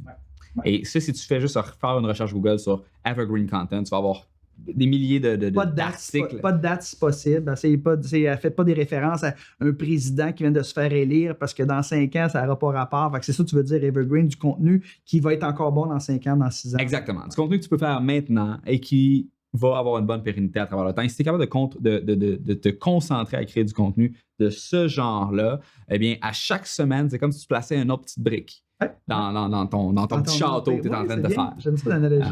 Et à chaque fois, tu en rajoutes une. Et puis, un moment donné, ça va faire 1 an, tu vas te retourner de bord, tu vas faire comme « Oh my God! » Écoute, j'ai fait 100 articles de blog et puis qui continue toujours d'être indexé de plus en plus. Une autre année de plus, tu vas avoir 30 000 visites par mois. Pour les gens qui nous écoutent, faites-en un par semaine. Une bonne vidéo qui peut être un article en même temps moi, je dis 9 minutes et demie. Pourquoi? Parce que j'aime ça les mettre sur LinkedIn aussi. Puis LinkedIn, c'est 10 minutes maximum. Et des fois, je fais des vidéos, là, 12 minutes, super bonne vidéo. Je vais la mettre sur LinkedIn. Je peux pas, c'est 10 minutes. Ça, c'est plate, mais je veux juste te dire quelque chose. Parce que c'est long. La monétisation sur YouTube, c'est 10 minutes. Le premier sweet spot, le deuxième sweet spot, c'est 20. Si tu veux la mettre sur LinkedIn, tu peux pas à plus que 10 minutes. C'est ça. Là, fait que des fois, je suis comme un peu. Des fois, je suis dans le flow, je pars. Tu peux mettre des extraits. Ouais, tu peux mettre des extraits. Mais oui, si tu en fais une vidéo sur YouTube de qualité, tu prends un peu de temps, fais le montage. Moi, je le sais, comme ma copine n'avait pas fait le montage, elle a un blocage. C'est tellement facile. Moi, j'utilise Final Cut Pro 10. Là, c'est comme. Si tu savais à quel point c'est facile, c'est simple, ou tu le fais faire. Tu délègues aussi à quelqu'un. Mais fait que tu prends ton temps, tu mets une petite trame sonore, tu mets 2-3 images, un intro, un outro. Puis c'est ça, tu as mis une brique qui va être encore là dans 5 ans, dans 10 ans. Fait que ça vaut la peine de se forcer un peu, mettre une belle pièce de contenu une fois par semaine. Ouais. Puis, même si tu n'as pas beaucoup de vues tout de suite, inquiète pas, elle va être là encore longtemps. Je te donne un petit hack, là. Peut-être que tu le fais, je sais pas. Peut-être un petit hack un peu technique, fait que c'est pour ça que les gens ne connaissent pas d'habitude. Mais ta vidéo sur YouTube, quand tu la mets, fait que ton titre, là, tu sais, comment faire X, ton nom de fichier est utilisé pour le référencement. Donc, si ton nom de fichier, c'est comment faire X, tu l'uploads, tu remets un titre qui est complémentaire, ça va avoir une petite affaire de plus, un petit. Ça, de quoi tu l'uploads? Ton nom de fichier, le .mov. OK, fait que ton nom de fichier, si tu as des mots-clés dans le nom directement. C'est ça. Pas juste dans le titre, parce qu'il y a des gens qui vont juste faire le titre. Oui, je comprends, oui. Tout à fait. Mais ça aussi, c'est important. Des petits trucs comme ça, se faire des playlists sur YouTube, liés dans tes commentaires, dans ta description, tu peux lier vers d'autres chaînes, un hyperlien, c'est comme sur un blog, les hyperliens, ça fonctionne de la même façon. Fait qu'il y a plein de petites stratégies pour être capable d'augmenter son trafic. Puis je pense que le référencement ou la création de contenu, ça vaut la peine de, comme n'importe quoi, quand tu veux être efficace, quand tu veux être productif dans une activité, commence par prendre 5-10 minutes pour essaye. Commence par essayer. Allez, passe à l'action. Passe à l'action. Essaye-le. Ensuite, une fois que tu t'es pété à la face, lis le manuel 5 minutes. OK, va lire un article de blog sur le référencement juste pour avoir les concepts en tête. Puis toujours, tu sais, quand tu crées du contenu, une nouvelle affaire à chaque nouvelle pièce de contenu que tu essaies ou que tu expérimentes. Je me demande, tu sais, mettons sur Facebook, qu'est-ce qui arrive si je fais ça ou si je fais ci? Facebook Live, il y a des gens qui ont peur de ça. Aujourd'hui, je pense que c'est le trafic Internet, tu me diras, là, si tu as le chiffre exact, c'est entre 80 et 85 % c'est la vidéo. Il y a beaucoup de gens qui n'en font pas assez de vidéos. C'est tellement facile de faire même je vais en faire plus. Facebook Live, là, puis c'est de se faire confiance. Moi, là, écoute, ma blonde, est coach en alimentation cétogène. Tu sais, c'est l'alimentation qui est faite en gras, tout ça. L'autre fois, elle dit, Patrick, les enfants, silence, s'il vous plaît, je vais faire un petit Facebook Live. Fait que faites pas trop de bruit, faites attention pour que le chien jappe. C'est parfait. Je dis, tu parles de quoi ton Facebook Live? Elle dit, je vais te parler de bouillon d'os. J'ai dit, tu me fais rire, tu vas parler de bouillon d'os. Je dis, tu vas faire quoi? Tu vas faire 30 secondes là-dessus? Elle a fait 12 minutes et demie à parler de bouillon d'os. Elle n'avait rien de préparé. Il faut se faire confiance. Même moi, des fois, là, je pars mon affaire, puis j'avais l'intention de faire 3 minutes. Là, oups, 13 minutes. C'est comme, il faut se faire confiance. Moi, je suis pas capable de faire moins qu'1 heure. C'est des podcasts de 2 heures. Mais il faut se faire confiance, il faut parler, puis c'est d'être vrai, d'être naturel, pas trop scripté. Puis des fois, tu commences à parler, puis là, il y a une idée qui arrive, et c'est ce que les gens veulent. Ils veulent du vidéo aujourd'hui. Fait que si vous êtes sur Internet, vous n'avez pas à vous montrer à Binette, mettez juste des images, vous manquez de quoi, je pense. Oui, définitivement. Puis la technologie rendue est là, c'est facile, c'est simple. Là, ça c'est pas facile, là, mais il y a moyen de prendre son téléphone. Fais des stories, là, tu pèses sur le bouton, tu le lâches, bingo, tu te fais envoyer. C'est tellement n'importe simple. qui n'est pas sur Instagram en ce moment, comme arrive en ville. Là. Instagram, c'est. Même moi, là, écoute, j'ai un petit 5 minutes de lousse, là, je sais pas quoi faire. Je vais sur Instagram, puis je vais dans les stories, je vais même pas dans le fil d'actualité, parce que les stories, c'est ça qui est le fun, c'est le behind the scene, c'est l'arrière-scène de ta vie. Je suis arrivé en studio tantôt, je montrais, c'est ce que les gens veulent voir, ce qui se passe. Les gens nous voient là, mais je suis certain qu'ils sont intéressés, curieux de voir toutes les caméras, ton setup. Alors, faites ça chez vous. Puis moi, des fois, l'autre fois, j'ai perdu mes clés. Aussi niaiseux que ça. Là. Ça fait 2 jours que j'ai perdu mes clés. Je dis, voyons, non, je suis arrivé à la maison, je dis qu'ils sont dans la maison à 4 parts, je suis arrivé avec mon auto. Là, je pose la question. Je dis, ça vous est arrivé de perdre vos clés? Où vous les avez trouvées? Ça va peut-être me donner des idées pour trouver les miennes. 126 commentaires que j'ai eus en dedans de même pas une journée, tout ça. Puis là, finalement, 3 jours après, puis tu as trouvé des clés, tu as trouvé des clés. C'est banal, perdre ses clés, ça n'a pas rapport avec le business, mais les gens, là, c'est du quotidien, c'est du behind the scene de ta vie. Je mets des photos de mon chien qui gratte comme ça, il est tout sale. Le monde trouve ça drôle parce qu'ils ont un chien, eux autres aussi. Fait que c'est d'être pas trop sérieux, montrer le behind the scene. Et c'est comme d'avoir une chaîne de télévision pour soi. C'est facile, si vous n'êtes pas sur Instagram, allez sur Instagram puis faites des stories. Filmez, tu cliques dessus, tu as le doigt entre 7 et 15 secondes, je pense, et faites-en 7, 8, 9, 10 par jour. C'est une habitude. C'est facile, puis les gens, parce qu'ils vous aiment, parce qu'ils partagent vos valeurs, votre quotidien, vous êtes une personne de famille, ils aiment les enfants, ils vont s'associer à vos valeurs, puis ils vont acheter ce que vous avez acheté éventuellement. Si la personne ne vous aime pas, elle ne vous connaît pas, elle ne connaît pas vos valeurs, ça va être très dur pour elle de dépenser de l'argent pour acheter ce que vous avez à vendre. Mais si elle vous achète vous, elle va acheter tout ce que vous avez à présenter éventuellement. Fait que, c'est sûr que je me mets à la place des gens, tu sais, puis ça peut paraître niaiseux, dans le sens que tu te dis, oui, c'est sûr, toi, tu es quelqu'un d'extraverti, tu fais des conférences non-stop, partir un story, c'est facile pour toi. Je suis curieux, tu te considères comme quelqu'un d'extraverti, right? Oui. Je ne l'étais pas avant. Quand j'étais jeune, puis tout ça, 17 ans, gêné, introverti, fait beaucoup de développement personnel, beaucoup travaillé. Oui, là, je le suis, mais je ne l'étais pas avant, oui. OK. Fait que, on peut voir un petit peu que de un, pour être capable de se lancer une entreprise qui est basée autour de ta brand, ça te prend un certain type de personnalité. Ouais. Oh, ça te prend un ego, ça te prend... oui. Bon, avec un certain set de challenge qui vient avec ça. Bon, tu as des avantages et des inconvénients qui on viennent est tous partis là, par exemple. N'importe quand on est parti là. Le moment est arrivé, mais on est tous partis à la base. Ça, il ne faut pas enlever ça là, à personne. Là. Tous les gens qu'on voit de haut comme ça, des fois, on dit hey! Moi, quand la première fois que je suis allé à NSC, j'ai vu les conférenciers, je dis jamais, je ne suis même pas un centième de ces gens-là par rapport en termes d'orateur puis tout ça. Puis là, tu regardes 19 ans plus tard, tu as reçu un coup de téléphone, Patrick. Ton nom vient d'être nommé, tu vas être intronisé au Temple de la renommée des conférenciers professionnels du Canada. Je sais quoi, je suis parti à pleurer. Je me rappelais 19 ans avant. Fait que, tu sais, juste te dire que tout s'apprend, tout se maîtrise, puis tu n'arrives pas à un niveau comme ça rapidement. Il faut que tu commences à quelque part. La première fois que tu vas faire tes stories, tu ne seras pas bon, tu vas être mal cadré. Mais c'est pas grave, il n'y a personne qui t'écoute au début. C'est ça l'avantage. Mais éventuellement, tu vas devenir meilleur. Puis les gens vont. Un de mes chums, il dit alors, à toutes mes. C'est mon chum de moto. Écoute, lui, il ne connaissait pas ça du tout. On a fait un voyage de moto ensemble. Là, je dis Rick, il faut que tu mettes des stories, tout ça. Il faut que tu likes tes clients, par exemple, quand ils mettent une story, donne-leur un like, donne-leur un pouce, ils vont être contents. Ils vont penser à toi. La prochaine fois, tu vas faire un deal de business. Ils vont t'aimer parce que toi, tu as commencé par leur donner des likes. Tu vois, faut que tu commences.